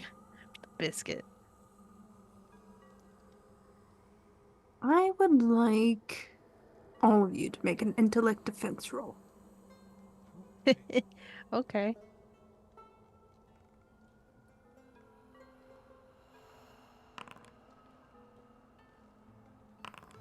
That's a 7. Okay. 5 for me. Okay. 14. I just got trained in intellect defense, but I don't know how to represent that on my intellect part of the character sheet. I, I took a skill, um, a protector skill. It says trained in intellect defense. Yeah, I'm also trained in intellect defense. I think you just roll it and then just let Shay Yeah, know that yeah, you're yeah. trained. Okay. Yeah, just let me know you're trained. Awesome. I'm trained and I'm rolling. Cool, cool, cool, cool, cool. Ooh, I Very rolled a nice. Nice. 17. Nice. We like Very that. nice, very nice, very Beautiful. nice. You all kind of get across, and you all start feeling this pressure kind of push in a bit more at the back of your mind as this kind of static electricity builds up more and more. But you, Teresa, here, do you come for me? Have you sought me? I'm here. Where are you? There's a very long pause as you feel the presence connect with you more. I'm here. And the static kind of builds up more and more. At this point, most of you will notice the hair on your arms kind of standing on end.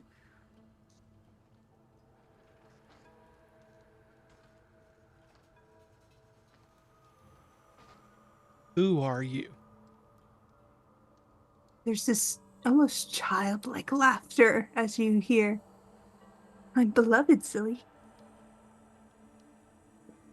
And only Teresa hears this? Hmm. Beloved? We, the Green Man, we saved the Green Man, and he wants to protect you. We're here to protect you.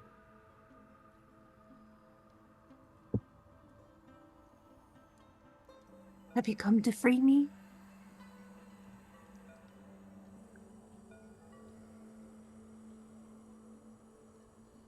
You want to be freed? You all get a very overwhelming feeling of positivity, almost giddiness, loveliness, something lovingly holding you as if a lover or a parent was holding you, a fond memory. Good.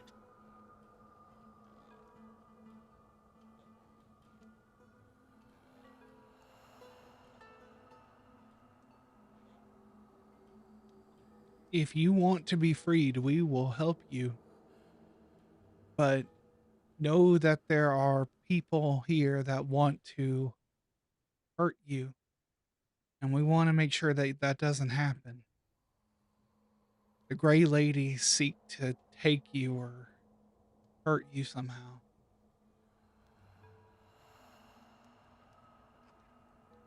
There's an invitation to all of you to open yourselves to this voice.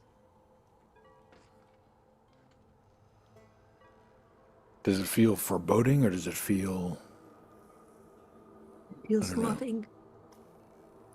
It's loving, it's warm, it's welcoming.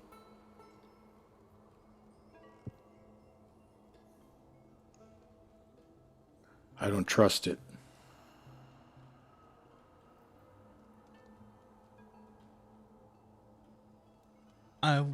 Teresa will open up to it.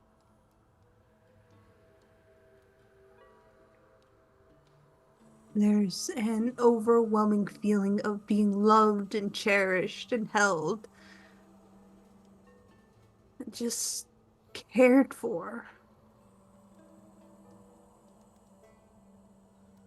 It's asking as if wanting to go, but it's also asking the permission to simply be there.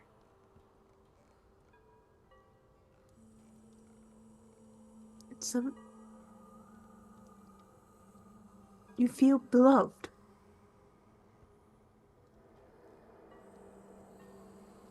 I think Teresa kind of involuntarily like tears up, cries some. She'll say, "Do you want to show yourself to us?" Yes. Beloved of my heart, let me be seen.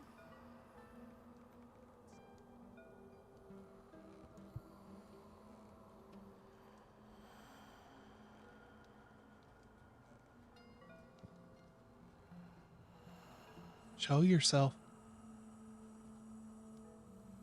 As you say that, the electrical static pulls away from all you, and you watch as sparks kind of dance and form over the stone. It kind of coalesce in a space before you, and as you watch, it looks like stars are falling. A rainfall of stars. Or something beautiful appears before all of you. Blinding white, staticky.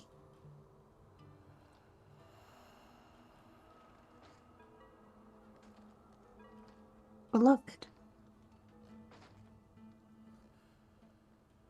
She is beloved by all of you. For a brief moment, you are enamored, and then the feeling fades. She is beautiful.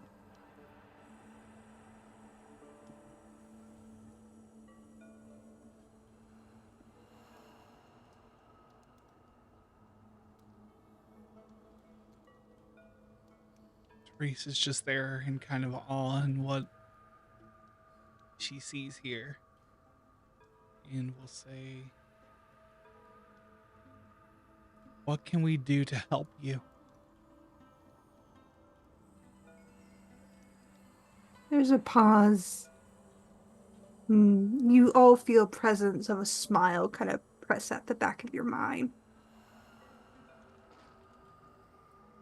Free me. Wish upon me.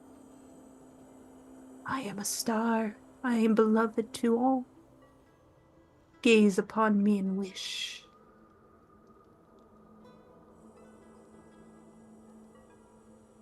At what cost?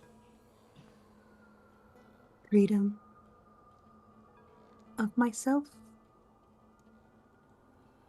I would no longer be here. Your town would fall. That was the deal.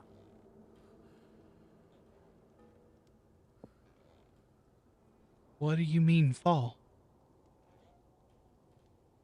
She tilts her head, or what you think is a head. You're not entirely sure if stars have heads, but she mimics the tilt of one. Your town was falling when I came to this world. I wished upon and made it right.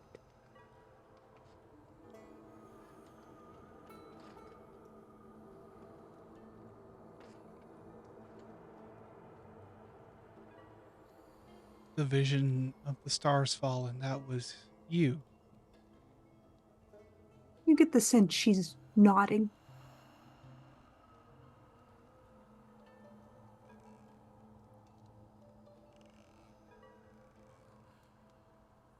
Who wished you here? I fell. Nobody wished me here. I fell into your mountain. I was wished into entrapment. By who? The town. So, like everyone collectively, or like, a specific person? She thinks for a moment. The ones who made bargains. Hmm. She questions herself for a moment. They did not give me names, but the Ain't that price just the they way? paid was the mountain. Beloveds, hearts of hearts, cost of love, shattered upon stone and ore. She thinks a bit further. You name them. You hold one of their books. As she kind of, you think, gesture towards Owen's book.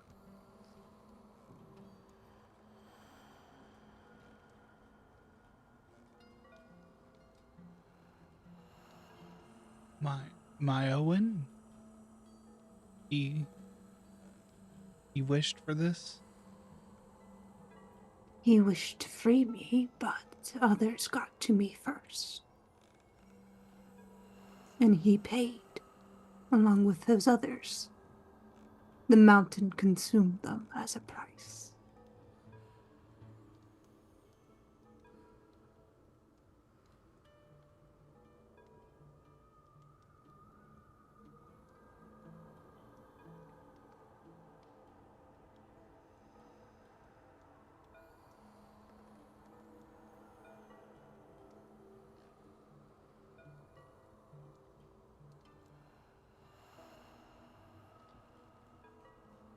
Dare doesn't know what to believe. If if beloved wasn't beautiful, he'd be more likely to be like, all right, maybe this really is something. But the beauty makes him doubt it. Well, I still think that all of these things can be true together. They're not necessarily mutually exclusive. It just makes things more complicated.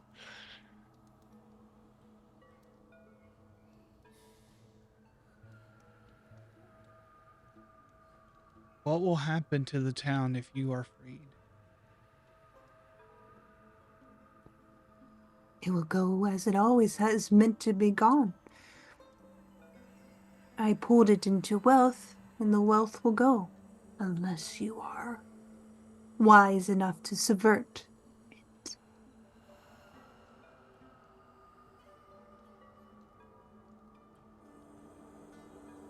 Above the table, this is a playing with wishes game. You have to word very carefully. Oh, I'm not good at that. Why do you think I'm so fucking quiet over here? Just like I can't say anything When has it ever gone wrong? Oh, yeah. Every time. every time.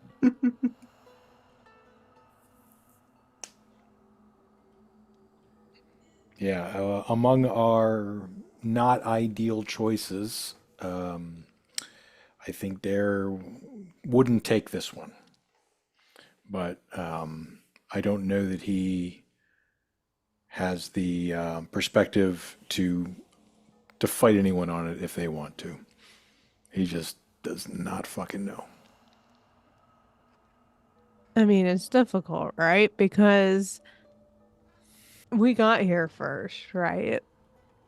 And we have an opportunity for, not worst case scenario if things are worded correctly. If the gray ladies get here next and end up uprooting everything anyway, does the town also fall? But does freeing this thing just leave it lead it right into the hands of the Grey Ladies? Or is this a one of the good Gray question. Ladies in disguise? You know, Oh, Dare's that'd be nasty. Dare's got Oh, Dare's got, like he just assumes wheels within wheels. oh no, the tinfoil hat though. It's like we can't rule that out. No, the seed has been planted. I will say No. you do know that John, before he became John, the ladies could not cross the threshold into the mountain. Hmm. Mhm. There was a bargaining line that they could not cross, which is why John came to you to get her free. Okay, so based on what we know, the Gray Ladies could not be present here. Yes. Right. Okay, that's helpful. Yeah, you would also know that there was a bargain to protect her from outside forces, but John was also in turn barred from this. Is there anything we can ask to verify that she is telling the truth about any of this? Yeah. You Like, could use your sense lies. I will do that. Alright. Okay. I'll roll for sense lies or just whatever you wish to do there. Very good. I rolled an 18. Yes, you did. I rolled Uh, really well today, so don't have me roll anymore. We have 45 minutes left. Anything we can please, do to just not have to role play. please roll a one. You get the sense, beloved, for whatever she is, whatever being she is, beyond being a star, she is honest with all of you. You get the sense she just wants to go home.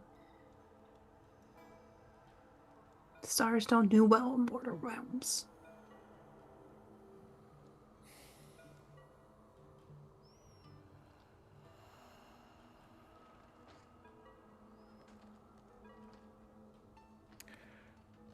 Well, Miss Teresa, whatever you think is best, I'll back you.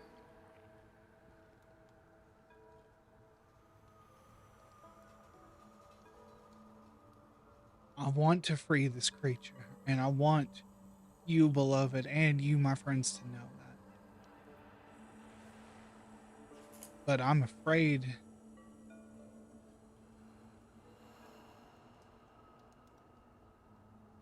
that that would put us in a lot more peril than what we came down here with.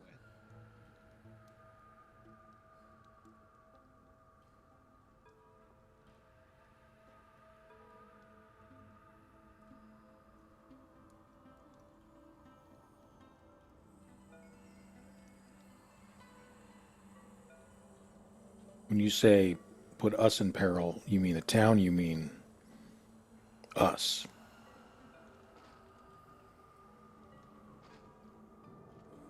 I'm afraid those witches will come after this thing. That whatever magic is binding it here, whatever is also the same magic that's protecting it. Is that true, beloved? Are you safe here? I am safe.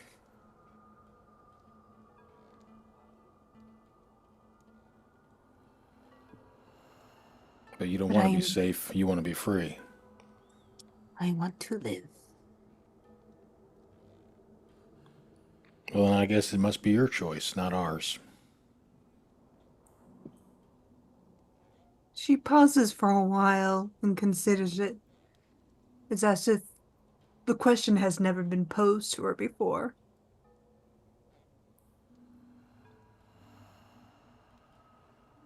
My freedom is tied to you. The Green Man has granted me hope. He says people would find me, but it would be their choice. Keep the prosperity going, spend my life force here, or let me return to the sky.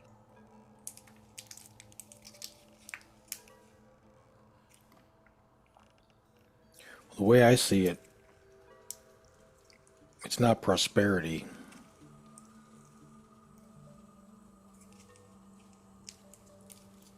It's just using something. Doesn't belong to us.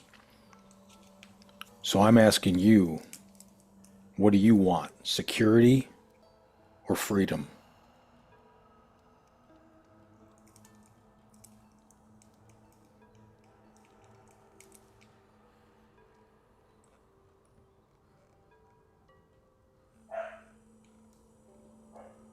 I want to live my life in the manner I was created for. It is dark beneath these mountains. I have not seen the sky in years. I held each of the fallen in my heart. My security is given trapped here, but I do not want security. I want the wildness of my life back. Would you give that to me?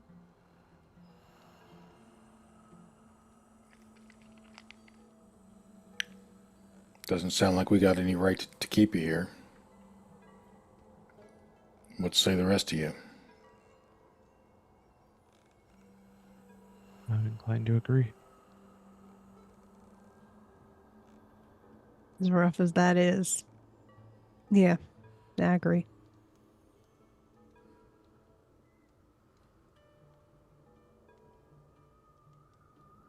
Okay. Well, shit. I was hoping one of you would object.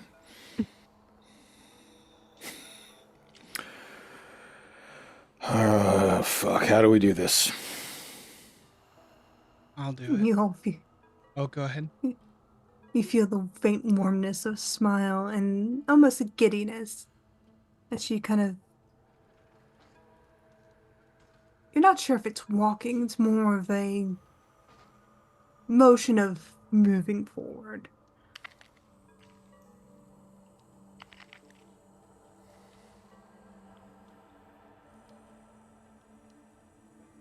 Just simply ask.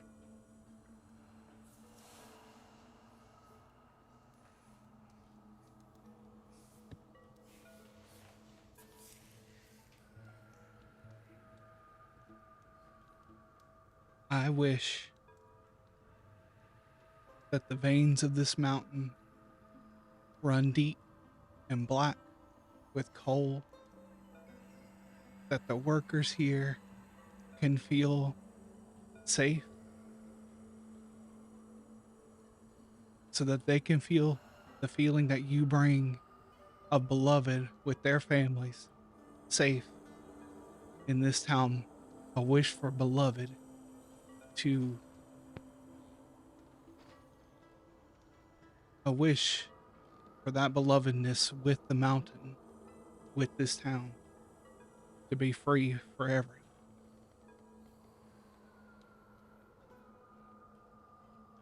There's almost a kindness felt across each of your minds. And she says, "Thank you. These lands are blessed and protected by more than just a wish. They're protected by your love for it. And that's more than enough." You see, she collapses in a scattering of sparks, her form snuffing out. And all across the ceiling, you just see streaks of stars form, falling gently like snow. And there's a gentle warmth in all of you. Something sacred that there wasn't there before. But she's gone. And the intensity of the electrical charge that was there is gone as well. And the mountain is quiet. As if something has shifted. I can't go back in any means, by any means or form. It's just what was there is absent.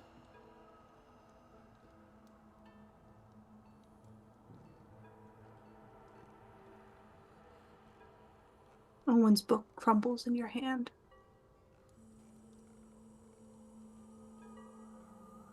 I think Teresa just sobs.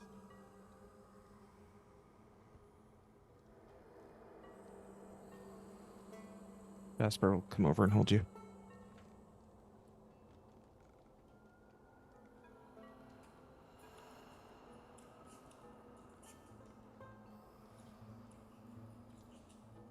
Dare just shakes his head like, what the fuck did we do?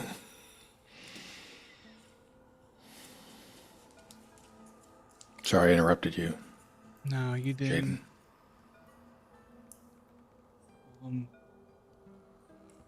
Mr. Dare, we've been in over our heads since the first minute we started this.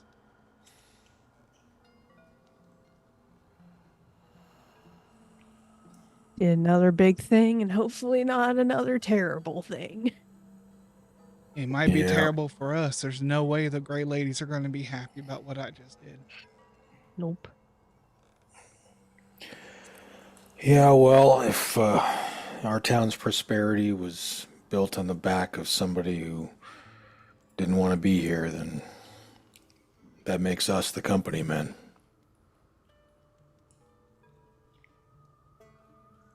Absolutely.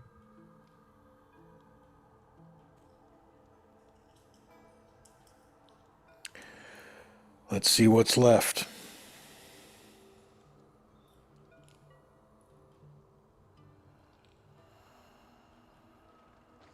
Anything else we want to do down here before we see what hell we have wrought?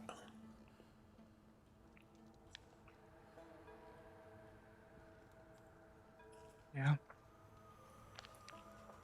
Let's hope that everyone can come out the other side of this.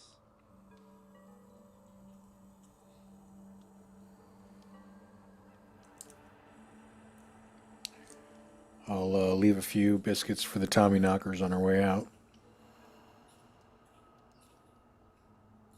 You do so, and as you leave this cave space, this strange area, you find yourself at the top of the mountain, at the mouth of the cave itself.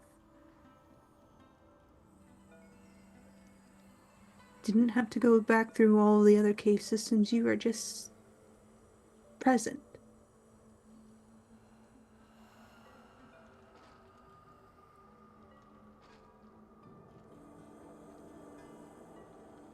Yeah, I've walked home and not realized all the turns I made before.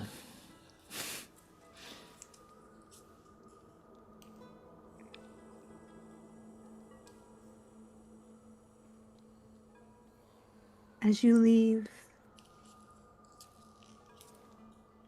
I would say, Beatrice, no, I don't think you can make this. Make me a intellect roll, just in general. Oh, 14. You said all of us? Mm-hmm. 16.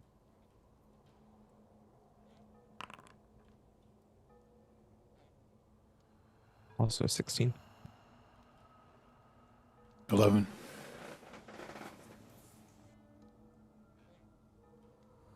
It is a beautiful summer day, just as you left it. Towns down below, you're looking at it. Smoke's curling from various chimneys. You see the river, see the other mountains around you, the forests, big, beautiful blue sky, few clouds. The mountain behind you is peaceful. First time you felt peace in this space. As if all the anger it was holding on suddenly is just not there. The dark shadows that seem to have clung to it gone.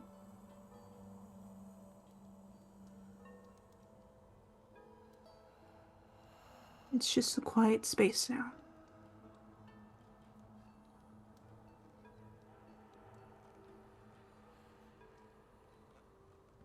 There's no screaming this time. Nothing is bothering the world you are looking at.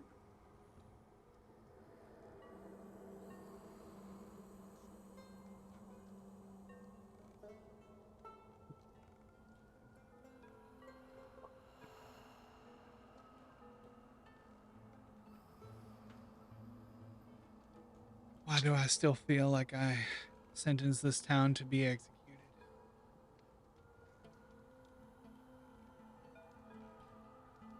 Welcome to the club.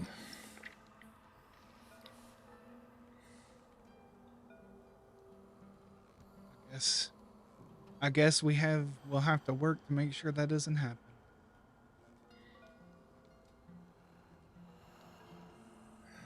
Yeah, whatever the fate. At least it's our fate now. It's not the gods fucking with us. Well, I'm sure there's still going to be some fuckery. Let's go tell Applejack the news. I don't know. Not good news, not bad news, just news. News. Mm-hmm. News. News. You make your way down mountain path, and occasionally you see some animals cross in front of you. A fox or two kind of scampers in front of you. A few hawks kind of are doing what hawks do best, and you see a few deer kind of cluster around a small watering hole deeper into the woods. They perk their ears up at you and watch you go by, but resume what they're doing. Get into town. Nothing has bothered you. The town is busy as always. Nobody really pays much attention to you. They carry about their day.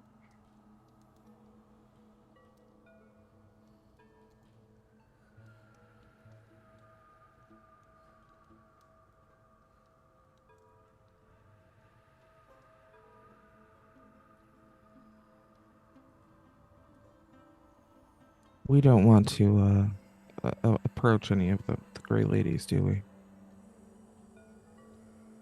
Not just yet. Okay.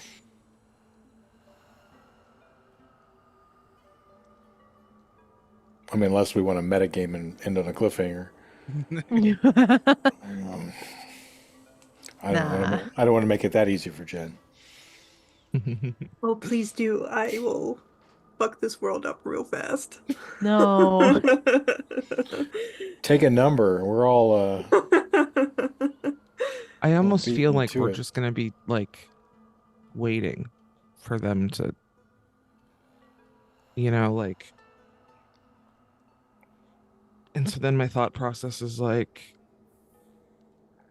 do we do things on our terms? I think Lucas and John can give us some perspective now that we've done what we've done. Yeah, that's true. I wouldn't mind talking to them before we have a confrontation, but yeah, I think I agree with your with that sentiment. As a second level character, let's go fight some gods. You should be third level. Yeah, I I was was like, like, wait wait, a we're minute. tier 3. Come Sorry, on. third level. Sorry. Please make sure tier 3. I'll double check that I did that right. It's been a month. What do you want from I me? know, for real. Yeah, I think talking to John would be let's do that. All right. As you kind of wind your way back towards Teresa, I would say you dare because you are more of a A person who likes to unionize towns would notice a company cart pulling in with a tall, dark, handsome man getting off and thanking the driver. He's dressed not so much in company men clothes, but he's dressed well. He has a bow tie, a nice white shirt, kind of a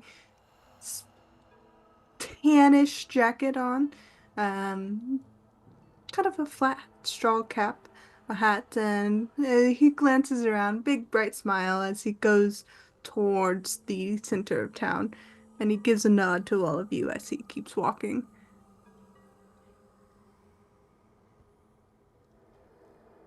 Hmm. Does he look like a Pinkerton? He's too nicely dressed for that.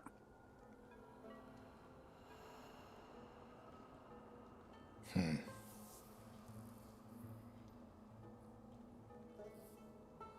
Well, problem for another day, I think.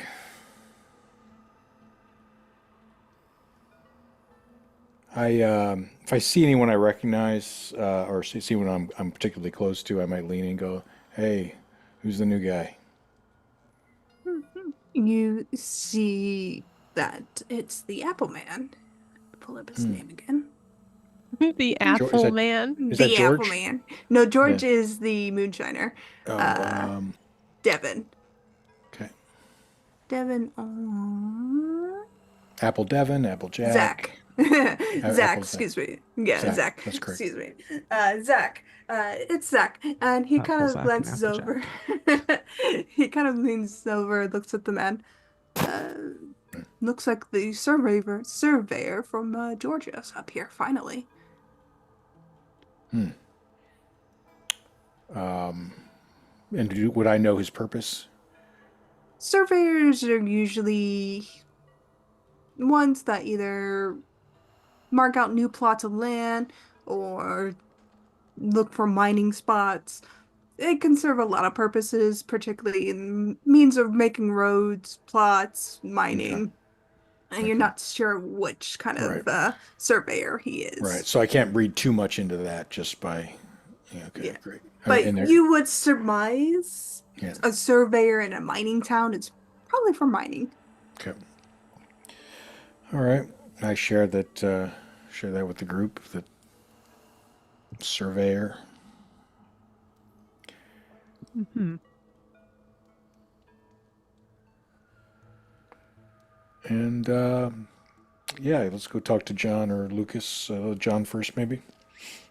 He's will want to know that Beloved is free. Yeah. Go back to Teresa, and you see John kind of standing in the middle of the garden, facing away from you, but he's looking up towards the sky, kind of humming to himself, a lullaby some of you would recognize, one that's commonly sung in the mountains.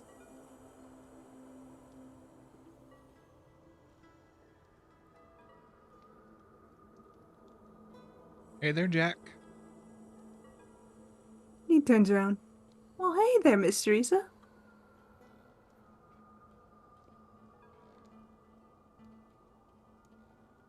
We did it. She's free. Who's free? Beloved. You see puzzlement kind of fill his face.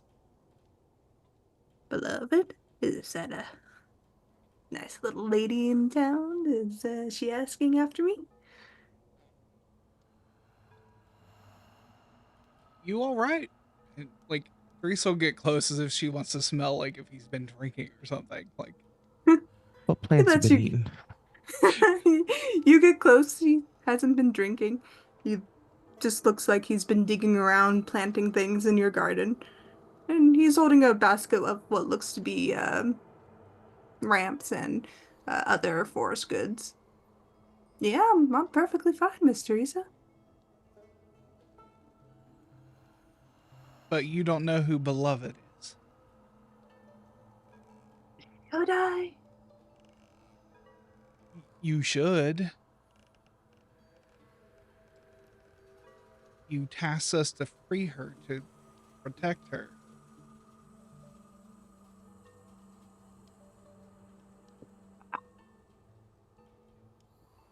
He turns to you, Beatrice. Did I do that? Did I ask them to watch after you?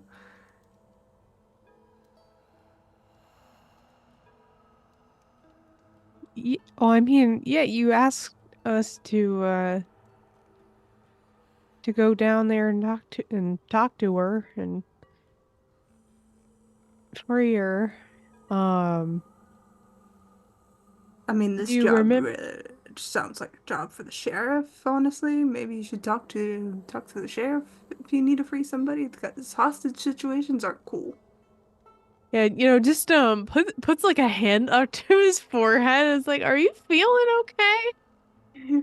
He lets you and kind of pulls your hand up on his hair. What are you doing, Beatrice? He feels fine. Okay, just making sure you don't, have a fever or something. Uh-huh. Y'all acting real weird. You see Dare just like visibly relax through all of this conversation, and he says, "Ah, I was waiting for the other to shoot a drop. Here we go. John, how did we meet?" Out on the road. Uh, I was wandering in. You met me and got a job with Miss Teresa, working her garden. Jasper shot me first time we met. I remember that much. What do we Where did call he you? shoot you? Think he aimed at my head, but shot my shoulder. He kind of pulls his shirt aside, and you do see a bullet wound on his shoulder.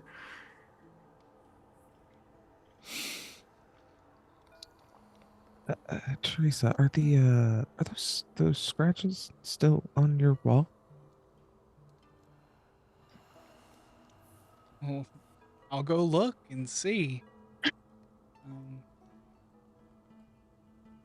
Jack, you remember to wash up before coming in for dinner. Yes, ma'am. I'm gonna go get some chicken eggs if that's all right with you. Sounds good to me. Cool. Well, What is we happening? might need to worry less about severed fingers. Or swamps mysteriously appearing in our households. As you discuss this, you go in, Teresa. Yeah, the scratches are still there. So, all's happened, but John doesn't remember being the Green Man. Not at all. Maybe John was never the Green Man. Maybe the Green Man took over John's body, and I don't know. They're like halfway through like this. The suggestion is like, I can't believe I'm saying this sentence. Like this is this is all just fucked up. I think I'm getting a headache. All right, What is happening? let's talk to Lucas. Yeah. Yeah, Where are the posts still in the center of town? Like, or the remnants of them? No, they've been taken down by now. People were quick to Okay. take them down. Is there any sign that they were ever there? Like Just where the dirt was at one point. in that Like, if we walk by there, I'd like to take a look just to see if that happened. yeah, of course, yeah. Yeah. Versus if it's yeah. Yeah, the posts where they were still have holes in the ground. They haven't been Okay. filled in yet. Somebody hasn't gotten around to do it yet. Um, All right. but yeah, it seemed to have all happened. Okay. Yeah, let's go talk to Lucas. Yeah, he's outside your home, kind of reading and journaling. When you come, he looks up and smiles. Hey,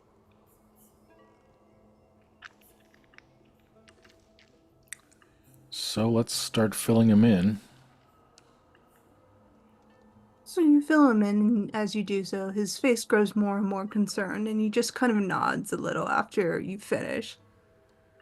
That sucks. I'm sorry. I mean, if John is John with memory loss, maybe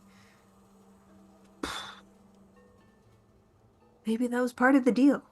Or maybe Beloved just, I don't know. Two immortal beings wrapped up in each other, something had to break eventually. Any chance Beloved is sticking around? Nah, you wished her away, yeah? I wished her to be free. Stars would go home. They're pretty Stars would go home. straightforward. Yeah, they're pretty straightforward with their wants and needs.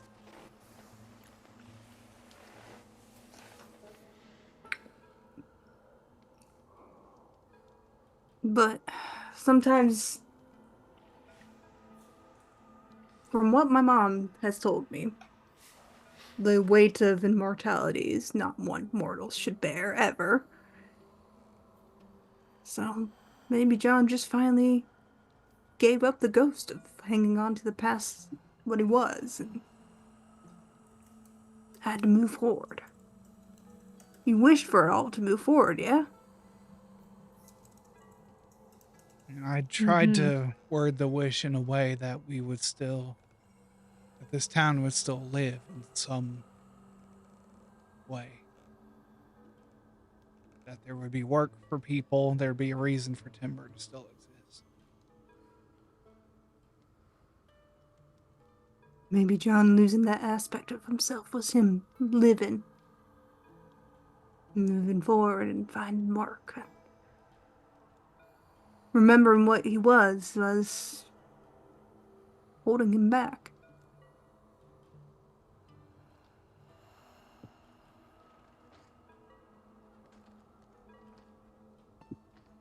Not necessarily a bad thing, just John's gonna be a person now, not mortal beetle mortal being turned person. Humanity's greatest gift is being mortal. Yeah. Well, and he was enjoying being mortal in the first place, I guess. Not knowing he was once immortal was about as equal a blessing.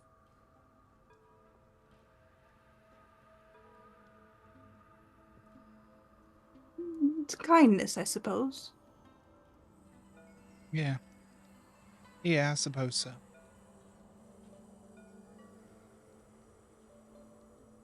Now he can just be John. He doesn't have to be the Green Man. He doesn't have to be this person who made bargains. He doesn't have to carry tremendous guilt like that anymore. He's just a person.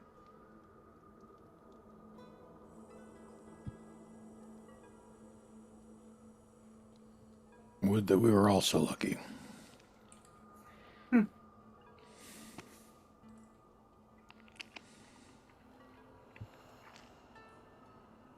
Think that path is up to you.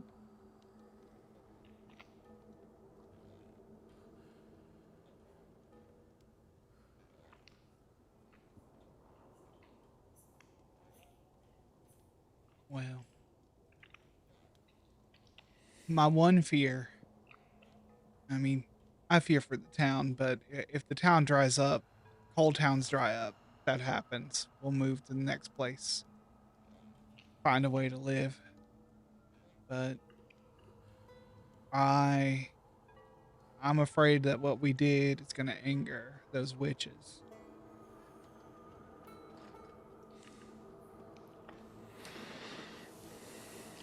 Yeah, probably. But they don't have anything to bargain with against you anymore. No, they do not. True. So maybe that was an equal kindness. Take away that moral dilemma. I mean, you still can hand over John if you really, really wanted to, but he's worthless to them now.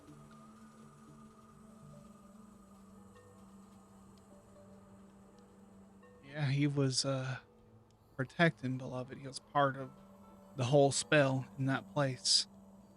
So yeah, they're probably not even interested in him anymore. But they will be interested in the four of you.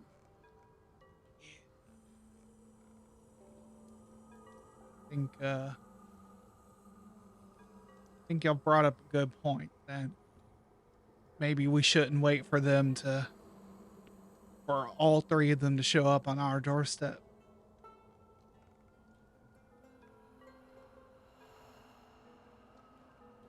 Maybe we should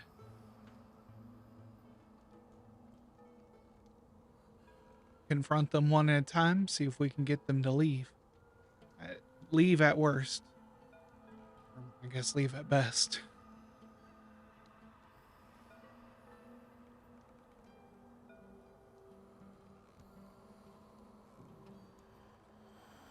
Yeah, I don't want to be awoken in the middle of the night, ready for a fight. So,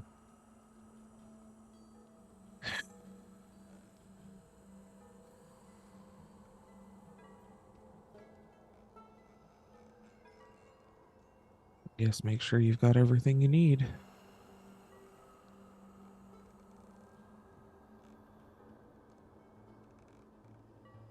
I've been working on ways to protect us. Still all new to me, but I think for the first moment I feel ready.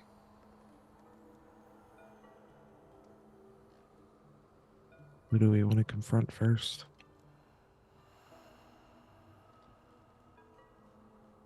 I think we all know Miss Jenny Brown. Yeah. You all I got was a like, I'm personal not going to vendetta. say it, but it's funny. It's True. either we take her out first or we save her for last. There's no in between. Right? She does not get to be second.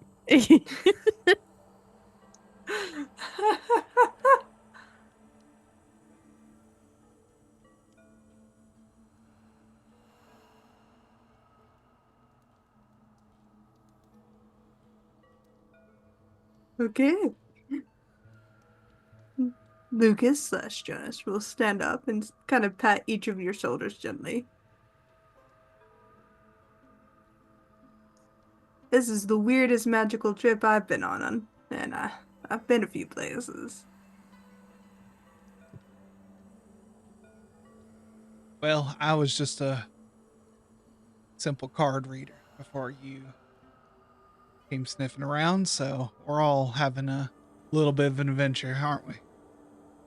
Well, that reminds me, they're voting on union rights in a few days. So, you're doing something right. Well, we could use that kind of good news. Thank you. Yeah, they got a new foreman. Is Oh, that that surveyor that arrived, or is that something else? Oh no, that surveyor came in at my request, actually. Oh yeah. Yeah. I figured as he kind of gestures to himself. As the new foreman, gotta do it right. Interesting. You sold me, Dare. What can I say? Hmm. Wow. Wonder what I could set my mind to do if I actually believed we had a future in this town. Thank Don't you. worry. Oh yeah. Thank you for, believing. I wasn't exactly the most confident man when you met me. but I wanted to do right by you. By all of you. And I figured safety regulations union that you brought forward, I can help make it right.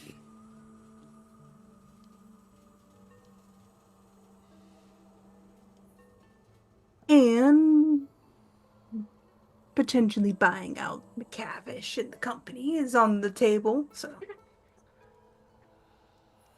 I've been working. You've been exploring mines and mountains and witches and what have you. Well, someone's got to do it. I think Dare gives him a hug. Oh, yeah. He kind of wraps his arms around you, like, Oh, it's awkward. It is so awkward. well, it's okay, buddy, as he pats your back. The dogs are just barking all over. Yeah. You want to get involved? Well, I was thinking about naming the union after you, Dare, if that's all right. No, don't do that. Hmm. It's got to be bigger than one person. He pulls out a sketchbook and holds it up. It just says the union, the Daring Union. Shit. It's Yeah, good, yeah? he he tears up a little bit because there's dust in the air, not because Of course. yeah, just because of that. And you see the dare under the words Daring Union, a badge that says 01 and the year.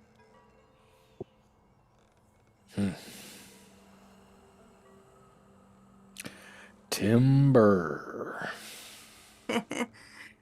And we're gonna he points to your bird, Teresa. We're gonna still use canaries until the new gas meters get in. Gas meters are expensive, by the way. Well, Lucky's been good to us, so sure she just kind of a lot looks in the cage. I don't know. It's a good bird, and I'll be happy to return her. Hmm. Well, remember there's always the light in the dark if you just look a little hard. Town might not be protected by magical means or anymore, but it can live. It can actually finally live. Security's fine and all, but protecting it from dangers, that's not a life. Little boys and girls and everything in between that grows up in this world can actually live a good life. Proud of yourselves, you know? Well, that might be a bridge too far for Dare, but Yeah, I don't know if I'd go so far as say proud, but I am happy to be alive right now. I hear what you're saying. Good. Now you four shitheads better get back in town. I'm sure there's something going on that's nice and celebratory. Mostly, I want to buy y'all drinks. Come on. Well, happy to go with him. Yeah. Lucas will take you back to the tavern and you all can sit down and have a good drink, a good meal, chat away, and the peace that you felt on the mountain has settled into the town itself. And there's just goodness and vibrancy. Something has pulled away shades of gray and shadow that was unnoticeable before, but now that you see the world anew, it's different in a good way. Something fresh has come into the world. And as you're having a meal and Lucas toasts to you all, that feeling carries on throughout the day. And when the night kind of settles in, You all watch as a shower of stars fill the sky, dancing with joy. One of the biggest and brightest stars, shooting stars you've seen in a while. And you almost feel a comforting thanks in the back of each of your minds as the starry night pulls you into your gentle slumber. And that's what we'll end for today. Oh, Oh, Well done. And as we go around the table, once again, thank you all for listening and tuning in for tonight. I am Jennifer, and you can find me on Twitter at LaughMakerDND, where I do various TTRPGs and various games. You can find me there exclusively or on Twitch /Koski Sigma, streaming every Tuesday, Destiny 2. Now, top of the round, Alex. Who are you? What you do? Yeah, thank you everyone for joining us. Thank you for including me. I've been Alex. I publish and perform as Lex Wilson, Alexotica on Twitter, lexwilson.bsky.social on Blue Sky, lexwilson.com for everything else.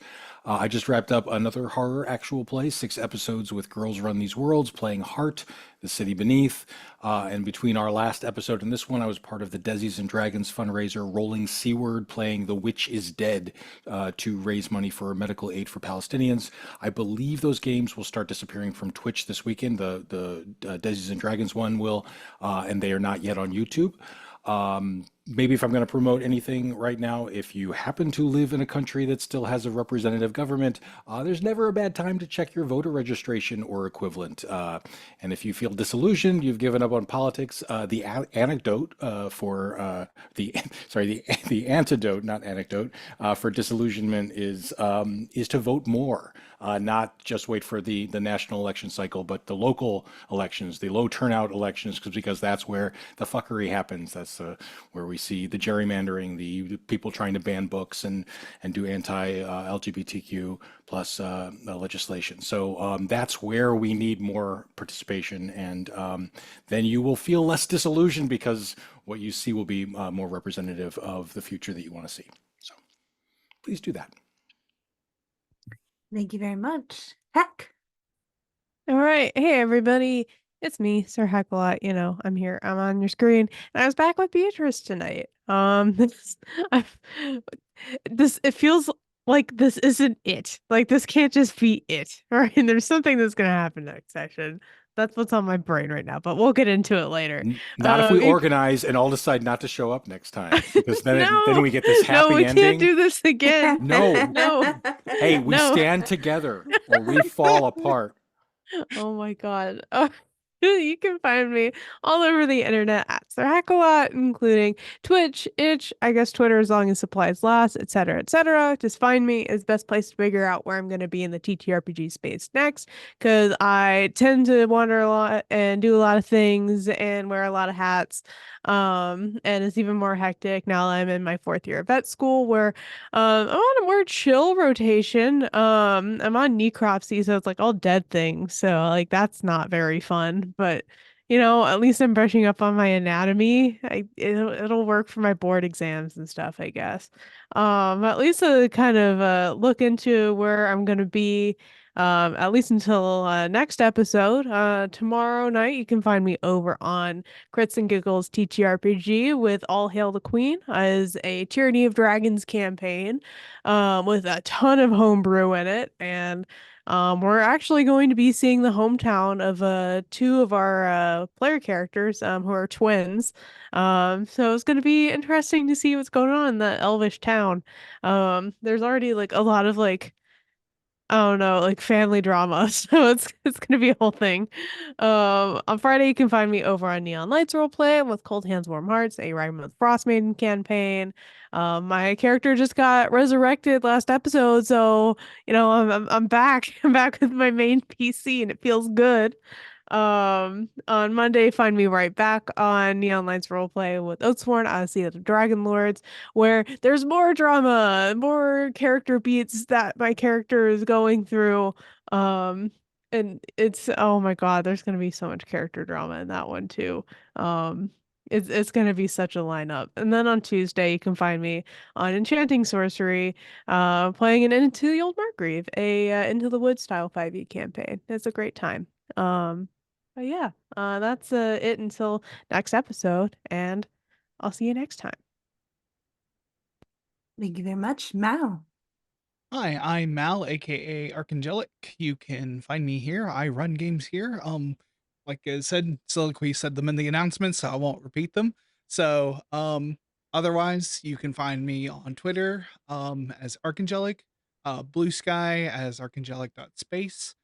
And yeah, I do professional GMing as well. You can find me startplaying.games/GM/archangelic. I have Pathfinder game, a D&D game, Thirsty Sword Lesbian campaign, all up. Also have one shot if you're interested in learning a little bit different game. I have a one shot up for to learn Wanderhome. So if you've ever been interested in GM-less games, I'm offering to guide you through that process. So, um, yeah, that's me. I just want to remind everyone that we are going to go into our after show after we do our little outros, and that will be on Patreon, patreon.com/lanternlightadventures. Thank you. And Soliloquy. Hey friends, I am Soliloquy Jaden. You can find me everywhere online as Fat Sapphic Bro. I mostly hang out on TikTok and make a variety of content. Feel free to come follow me. As for streaming, explained all the details in the announcements, but the quick rundown, I'm here on Twitch most Sundays, 7:30 to 9:30 p.m., most Tuesdays, 6 to 9 p.m., and most Wednesdays, 2 to 5 p.m., all Pacific time. Thanks for hanging out with us. And thank you once again, dear listeners and viewers, for tuning in to the Old Gods of Appalachia, the Breathing Mountain. Hope you can tune in next week as we venture forward into paths unknown as we leave off tonight on a hopeful note. Good night and good luck.